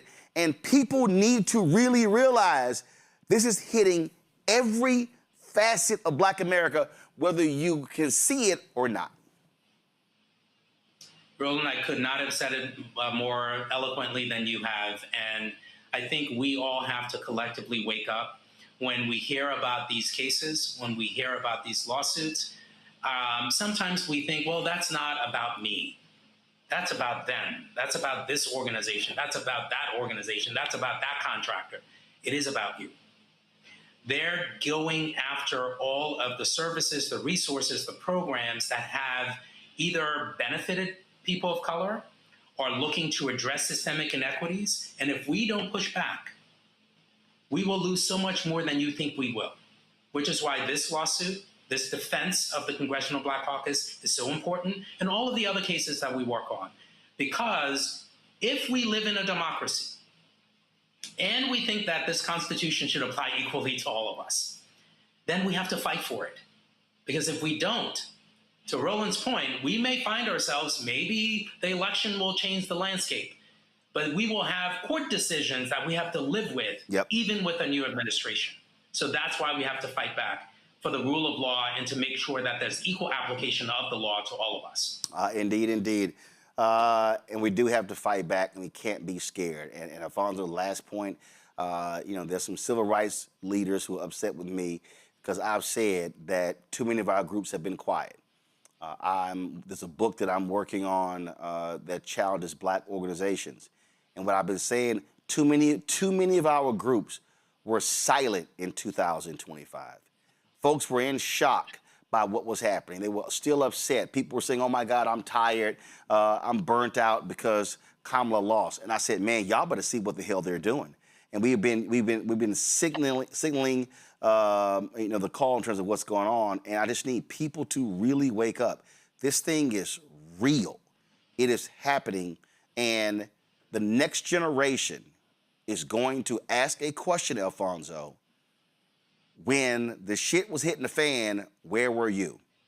And when I hear folk, and that's millennials and Gen Z and Gen Alpha, and I'm not picking on them, I'm saying fact. When I hear people say, Alfonso, we're not our ancestors, I go, you're right.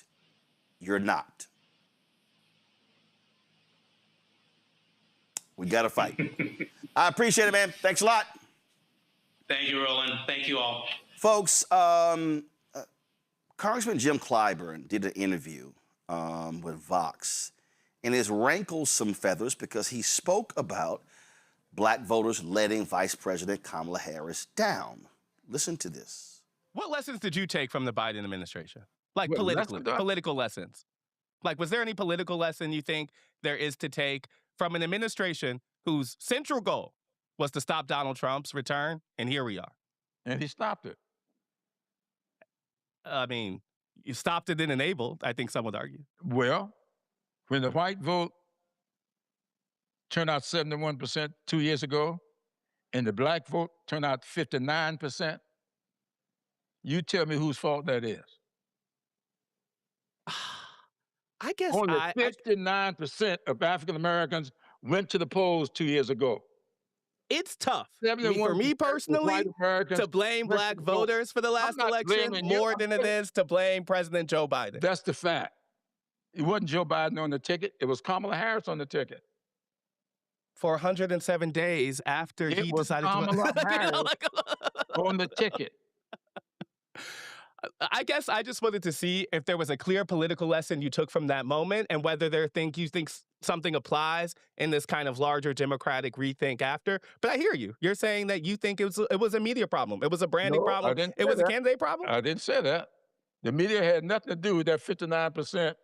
If that 59% had been 69%, she would have won. I guess, so is the argument that Black people let Kamala Harris down? Oh, in many instances, absolutely. If you don't show up to vote, what are you doing? Is there no valid reason why Black voters could not have felt heard by the last Democratic election? Is there no valid reason that they would have? There might be. I'd like to know what it is. Okay. I forgot the name. Is it Allstead? What's that brother's name? Rebecca, what's his name? Wesley Alston. Yeah, give me his name. So, Allstead, okay, all right. I think he used to work for the New York Times, and now he's with Vox. Okay. Rebecca, Derek, and the board. Here's why I think that brother has no clue what Clyburn's talking about. What Clyburn said is what the hell I've been saying for a long time, and which we've been saying as well. That is, there are more white people in America. There are more white people in America, which means that in the places where we have a lot of black people, we have to over-index. What Clyburn is saying, and I've been using, and you heard Clyburn say 71% of whites. I've been using that 70% marker, where I say that should be the minimum number of a black turnout. And I'll say it, I don't care what it is. I don't care what state, I don't care what city, it needs to be 70%. And I've been saying that because I go to my iPad. So this is results of the election 2024. So I look at Michigan. Trump got 2,816,636 votes, 49.73%. Kamala Harris got 553,000 votes. But Trump wins by 80,103 votes. So I'm gonna look at Georgia. So if I do the math here, in Georgia, Trump got 2,663,117 votes. Harris got 2,548,017 votes. So Trump wins Georgia by 115,000. Then if I go to Wisconsin, okay, Milwaukee. So Trump wins Wisconsin, 1,697 votes and 626. Harris gets 1,668 votes and 229. So Trump wins Wisconsin by 29,397 votes. I think North Carolina was around 180,000. So if you start doing the math and you start looking at how many blacks didn't vote in Georgia in 2024, how many blacks didn't vote in North Carolina, and you see it right here. Georgia was 16 electoral college votes. North Carolina was 16 electoral college votes. Wisconsin was 10 electoral college votes, okay? So that's 42 electoral college votes, all right? And so when you start looking at math, we have to be maximizing our power. Now, what I believe Clyburn should have also said is that not that black people let Vice President Kamala Harris down. They raised nearly $2 billion. The challenge should be, Rebecca, to the leadership of her campaign. If your ass knew you needed a huge black turnout, why were you throwing bullshit concerts and not putting that money on the ground with paid staff in Georgia? I talked to people who said they did not get mailers in Georgia. I talked to staff who said they had, I'm talking about people who worked on the campaign in Georgia who said it was a struggle. I dealt with people when we took the show to North Carolina and talked about the issues that they had trying to get the campaign to focus on East North Carolina, the Black Belt, versus West North Carolina. And so, Rebecca, I say all of that because I believe that we have to challenge ourselves as Black people to not sit elections out because, again, as we just laid out in the previous segment, we are absolutely on the menu. We on the menu, we the appetizer, we the entree, we the dessert, and we the before and after drink. We on the table. But what I need Congressman Clyburn to say and name check Jen O'Malley Dillon, Stephanie Cutter, David Plouffe, Quentin Fulks, and also that PAC that raised billions of dollars that would not even return emails or text messages from me personally. So I know they weren't talking to other Black people. The Democratic infrastructure has to own up to their failure about properly going after funding and targeting their core voters. Go ahead and weigh in. So I don't like the framing that Herndon used. I also didn't like the 2023 hit piece that he wrote about Kamala Harris when he was still at the New York Times. Oh, we all remember that one. The New York Times used him. So I don't like the framing of the question.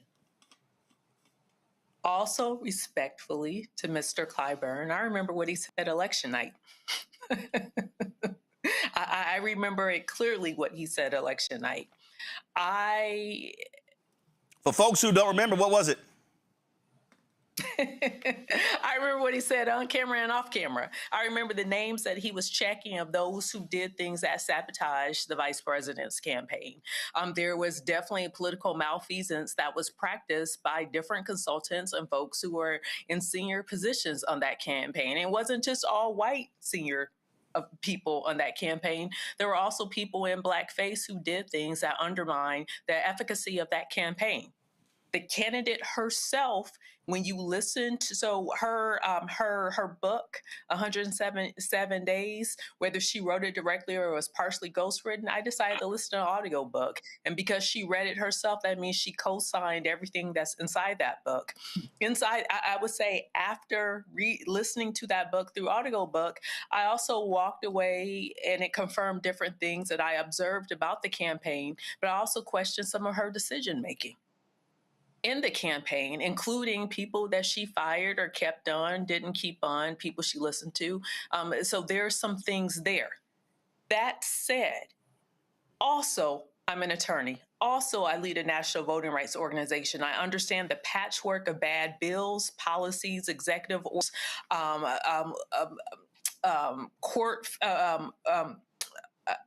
court decisions that have impacted and have put more friction into our system that disproportionately make it harder for Black voters to vote.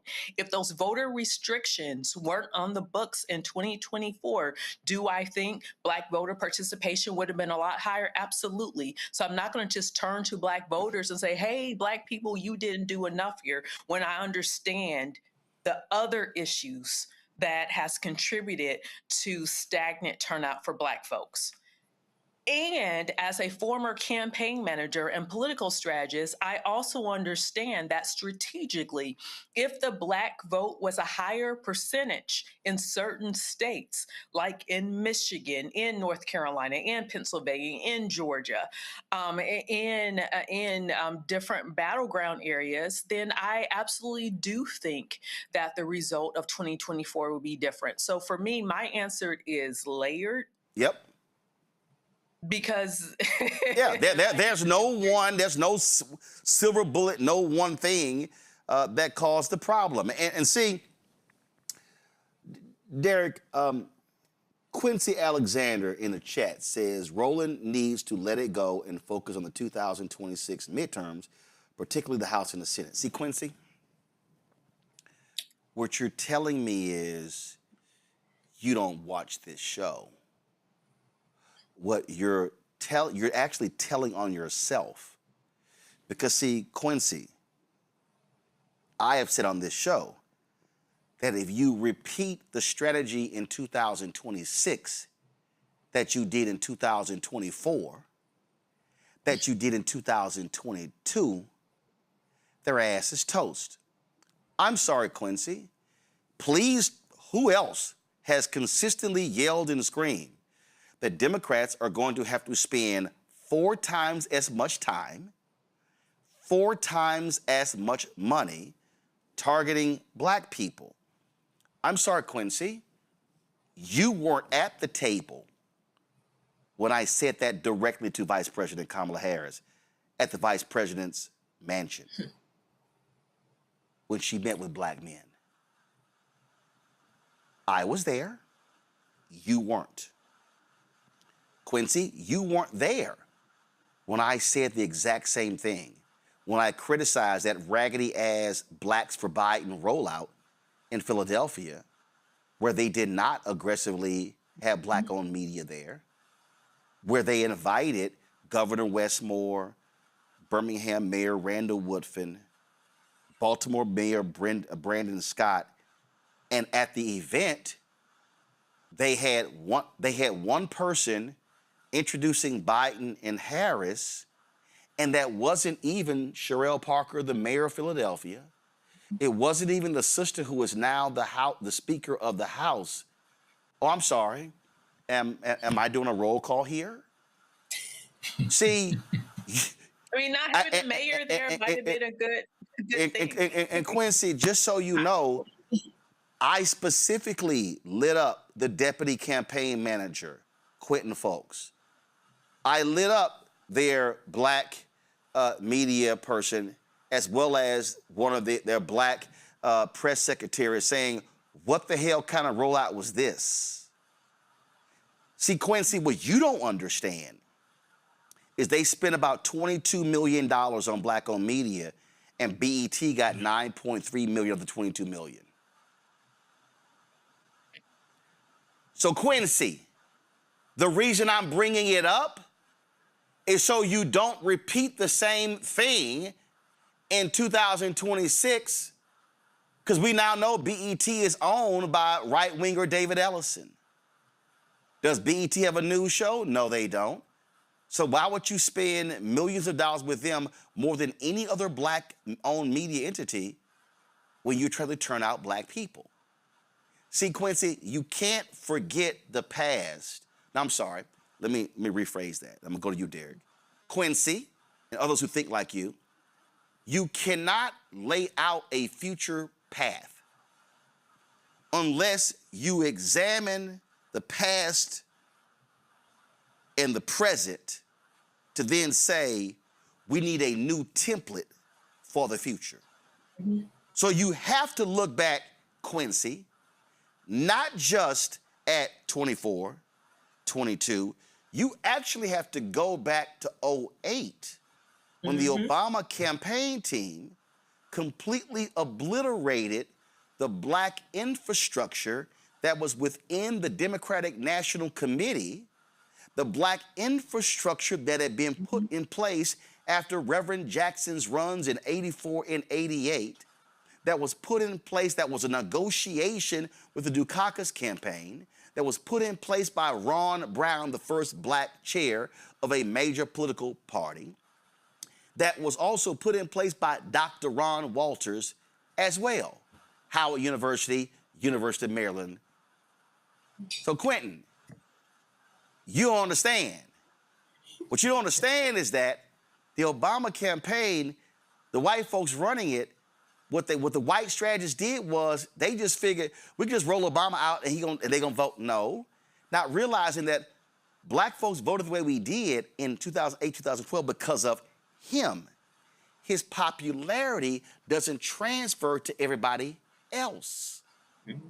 So the reality is, if you want to study the Obama presidency, the election in 2008 and 12, you actually have to look at it as an anomaly because he was the first.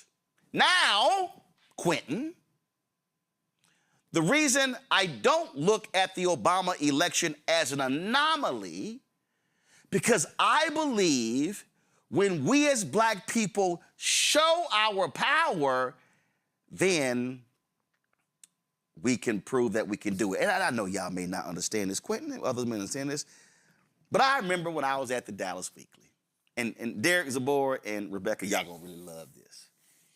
My man Kelvin Bass, good brother. He's working for Texas State Senator Royce West, been with him probably 15, 20 years. So Kelvin was a staff writer at the Dallas Weekly. God rest the soul of Jim Washington, who was the publisher. So I signed Kelvin the front page article on Erykah Badu. Now, Kelvin knew Erykah's grandmother. And so Kelvin turns in this story. And I was amazed, Derek, because I barely had to edit the story. I mean, I'm talking about sentence structure. It had rhythm. It was flowing. Normally I had to reconstruct some of his stuff. But I barely had to touch it. Was the board the next week, it was some story, wasn't the front page, and he turned it in, and it was pure shit. So I said, Kelvin, come holler at me. I said, what the hell is this? He said, what you mean? I said, last week, you turned in a story I barely had to edit. This week, Rebecca, I said, you turned in some trash. So what that tells me is you didn't give a damn about this week's story because you didn't put the same care into it like you did last week. I said, Kelvin, you remember that scene? Y'all, I'm about to cuss, so everybody watching, I'm just going to let y'all know I'm about to cuss. Y'all remember that scene from Menace to Society?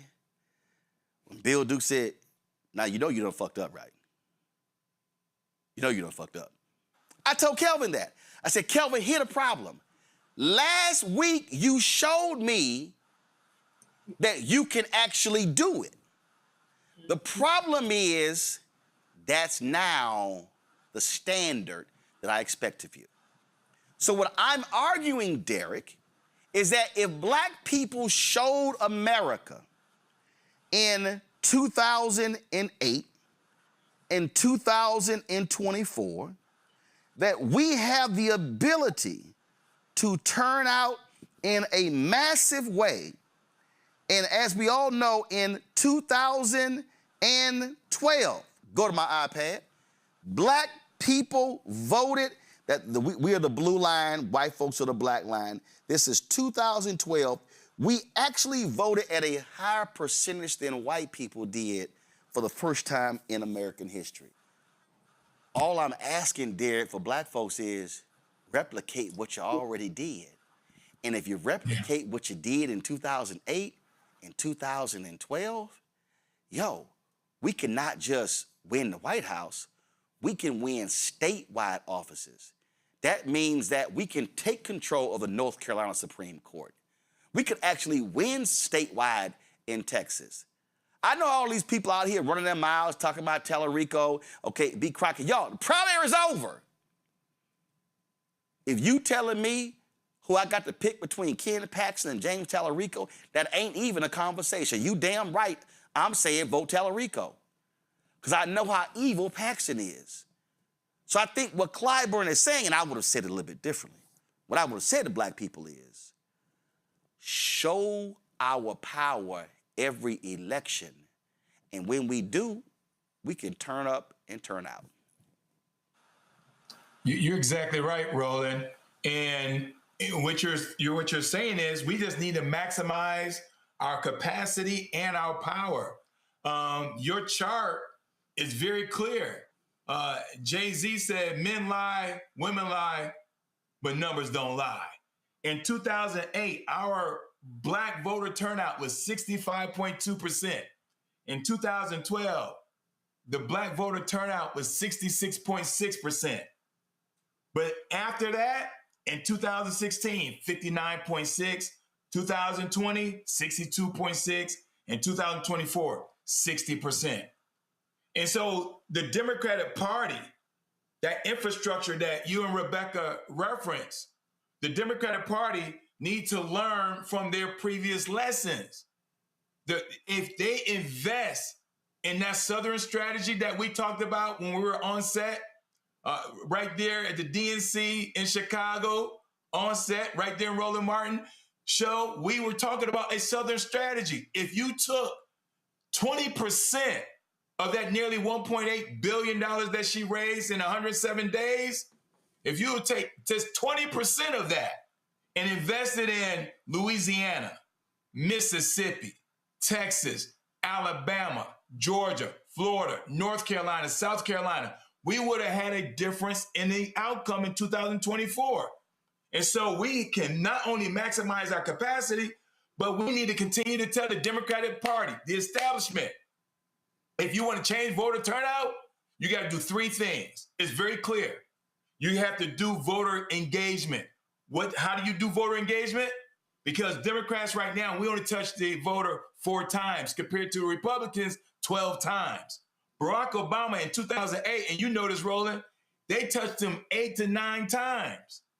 And so in order to change that gap, we got to invest in Black media. We got to invest in the ground game, not these commercials. And then last but not least, when we have those candidates out there, we got to make sure that they're in the right places, saying the right things, and it's not always done in these rallies, rah, rah, rah. We got to make sure that they're on the ground and doing that retail politics and getting to the door. All I'm trying to show, Zipporah, are the numbers. The Black turnout, Zipporah, in Texas was awful when Congressman Colin Allred ran against Senator Ted Cruz. Now, let me be real clear. Colin Allred ran a shitty campaign. It was awful. I can tell you I personally reached out to him saying I would do my show in Texas. On the night he won the primary, I never heard from him or his campaign again through Election Day. If y'all think I'm lying, I got the text messages. I keep receipts. But here's my whole point. Look right here. These are the results. Ted Cruz won by 971,000 votes in Texas. Now, I know somebody is sitting here, Rebecca, going, Roland, what? That's 900,000 votes.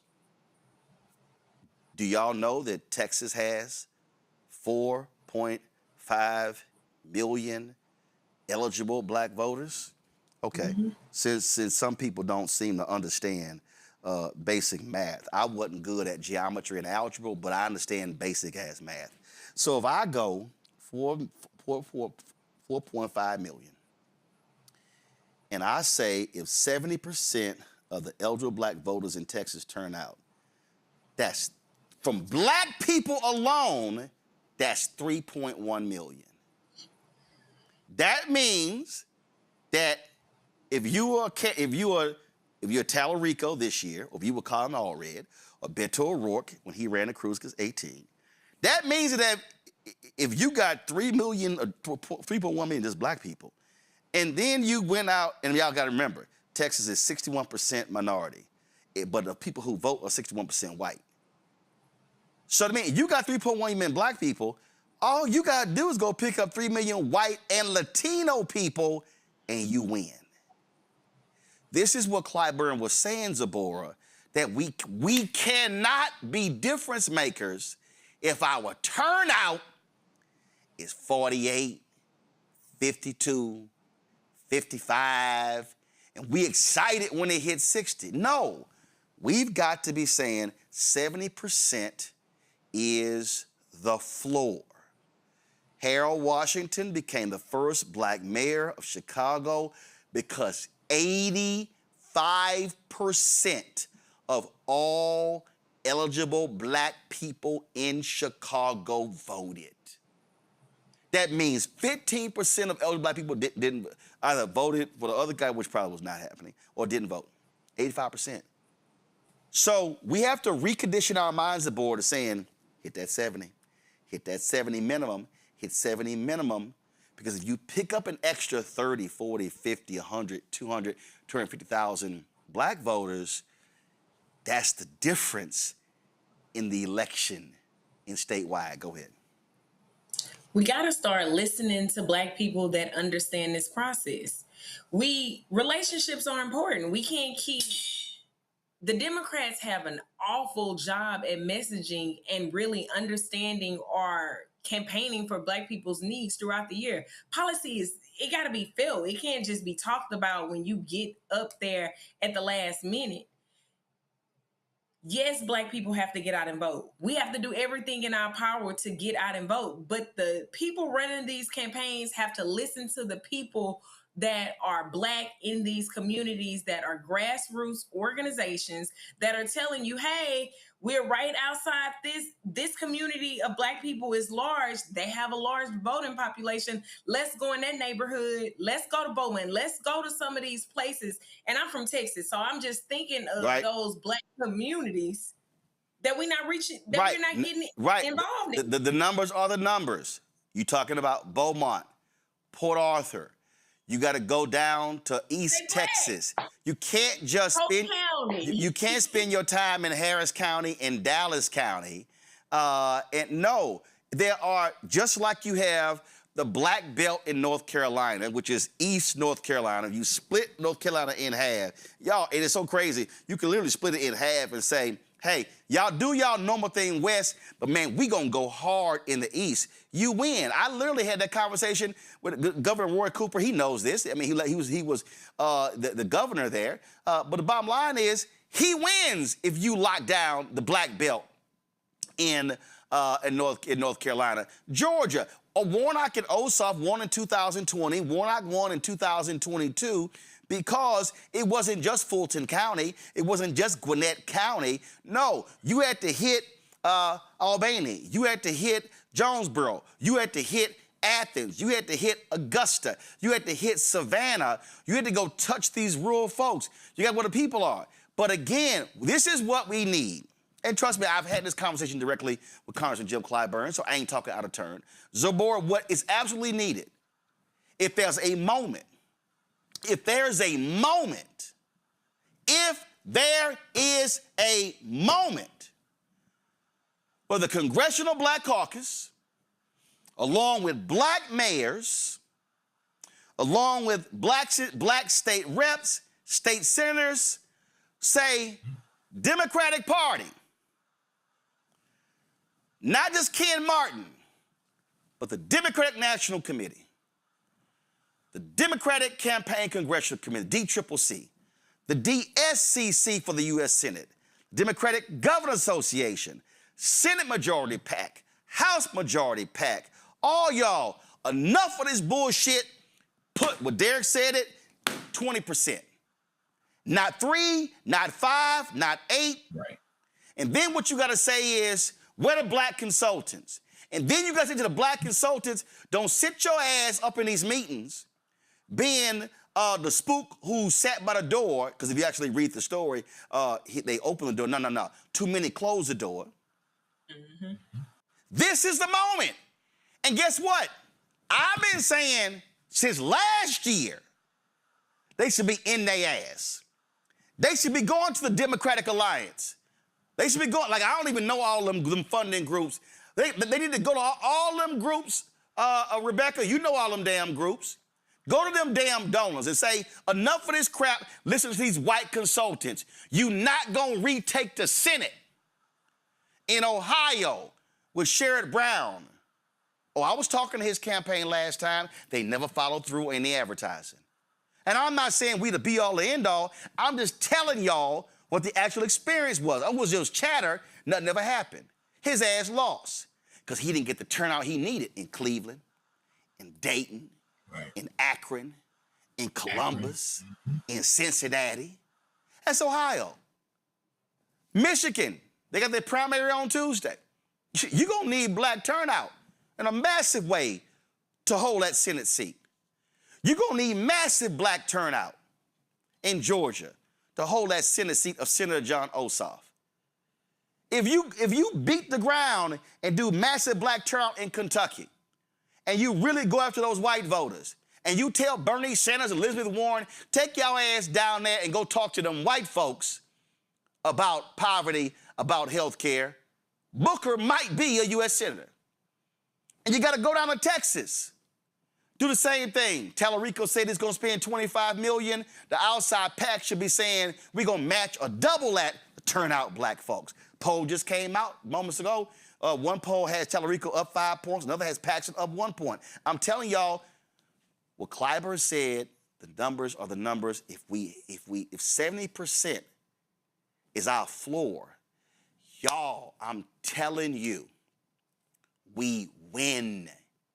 And I'm not making a Democratic argument. I told y'all before, the parties are nothing more than delivery systems. And if this party over here don't want to deliver jack to us and they just want to take and take and take, well then we can make demands of this party, and then when they win, that's when we say, your ass here because of us. Now you're going to deliver the resources and the policies that we want. And then if you don't, we're going to run somebody against you in the primaries and take you out and then help them in the primary. Y'all, elections are about math. And if our votes are sitting at home, on the couch, untapped, no one talking to them, no one reaching out to them, it ain't gonna happen. Board, please finish your point. I remember the feeling of being in Beaumont at Lamar University in 2008. Michelle Obama came to Beaumont. Barack was in Houston, Dallas, Fort Worth. They went everywhere. You got to feel that energy again. And he may have been an anomaly and it may not be able to happen again. But what we can do is work with what we have. We know that these places have these older voters. We know that these are college towns where college voters are coming out. But chasing the white woman vote to get her to vote another way, and that never happens, we got to stop wasting our time and really focus on the people that are doing the work and working with the grassroots organizations, meeting people where they are. Listen to our grassroots organization. They doing the work every day. Last point I'll make here, and I'll let you speak to this, Rebecca. Somebody said, Michael Hotep said, I agree with Roland, but our organizations also have to invest in voter education and black voter turnout. NAACP is investing $20 million in black voter turnout for the 2026 midterms. Where do you think the money comes from?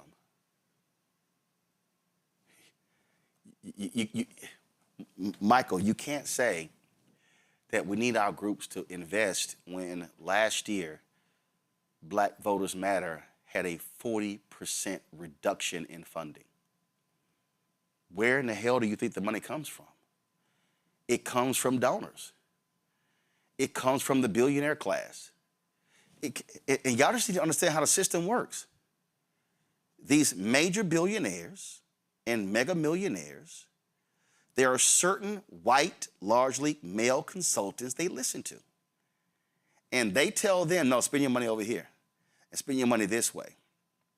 Because as Rebecca knows, and we talked about before, that's how they buy second houses and yachts and cribs in Italy and France. Y'all need to understand, there is the business of politics. And there are people who are earning millions upon millions of dollars in fees, and they really don't give a damn who wins, because the way the system is set up, you don't get penalized because you lose. You don't get penalized because you got bad strategy, because it's very incestuous in terms of how the money goes. And this is why, Rebecca, this is where black folks have to walk in to the meeting with a sledgehammer and say, no. We ain't about to have the same conversation. And then we're not going to keep it quiet. We're going to publicly call y'all asses out. Privately calling people out don't mean nothing if they continue to operate the same way, Rebecca.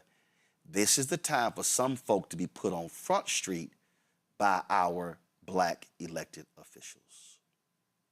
Well, let's be clear. Black liberation doesn't run through our political or elected leaders. Black liberation doesn't run through the Democratic Party. Black liberation doesn't run through the Republican Party. Black liberation, for damn sure, don't run through nonprofits. It doesn't run through C3, C4s, 527, independent expenditures, and the like. So I would say even before we get to the demands for our Black elected officials, we have to understand that the reason why we encourage people to vote is because this is about full citizenship in this country. But we also understand that just because someone is Black at the ballot box, they're Black on the ballot, it doesn't mean that the policies that they particularly support furthers Black liberation or furthers Black communities.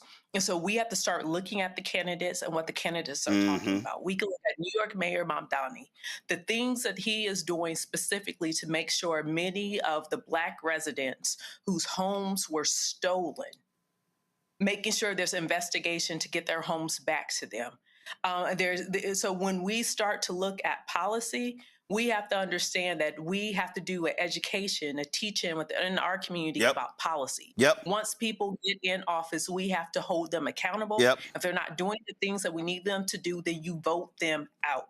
And so, like you said, we know in the Democratic Party apparatus, we know that the spoils and the millions and the billions of dollars from the Kamala race went largely into white pockets, didn't go into Black pockets. And so I think this needs to be a broader conversation. I see the time, but I think we actually need to spend time because 97 days from today is election day. 98 days from today is the beginning of the 2028 election cycle. Yeah, absolutely. That's why we do what we do every single day, and we're going to keep doing it regardless of whatever happens. Rebecca, Derek, Zabor, I appreciate y'all being on today's show. Thanks so much. Folks, that is it for us. I appreciate y'all. I appreciate all of you who are watching, who support the work that we do.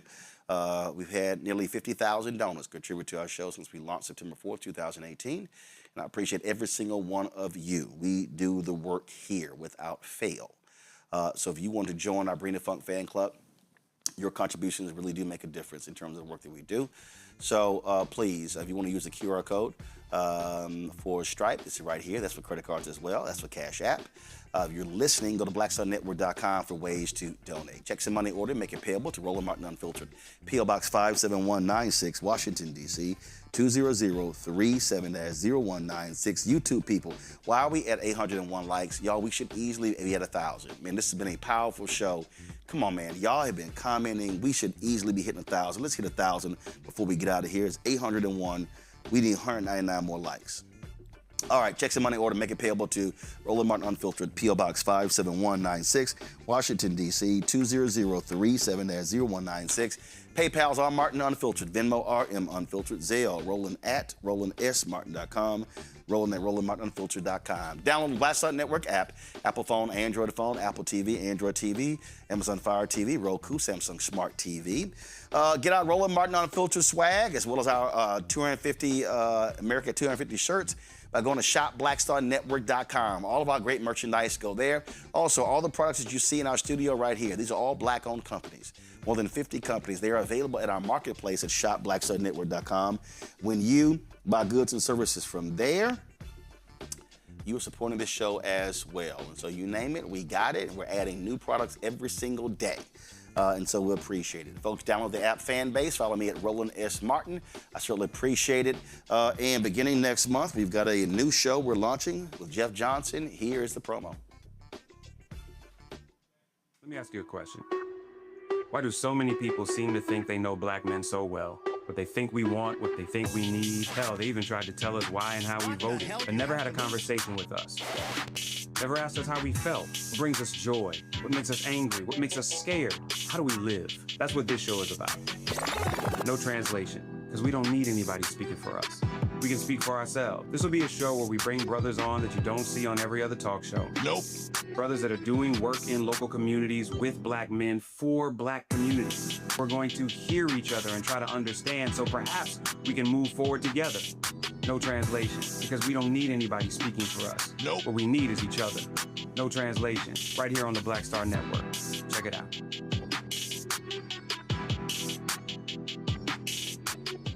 Folks, again, that's debuting next month. All right, y'all, that is it. I'll see y'all tomorrow right here, Roland Martin Unfiltered on the Black Star Network. Holla!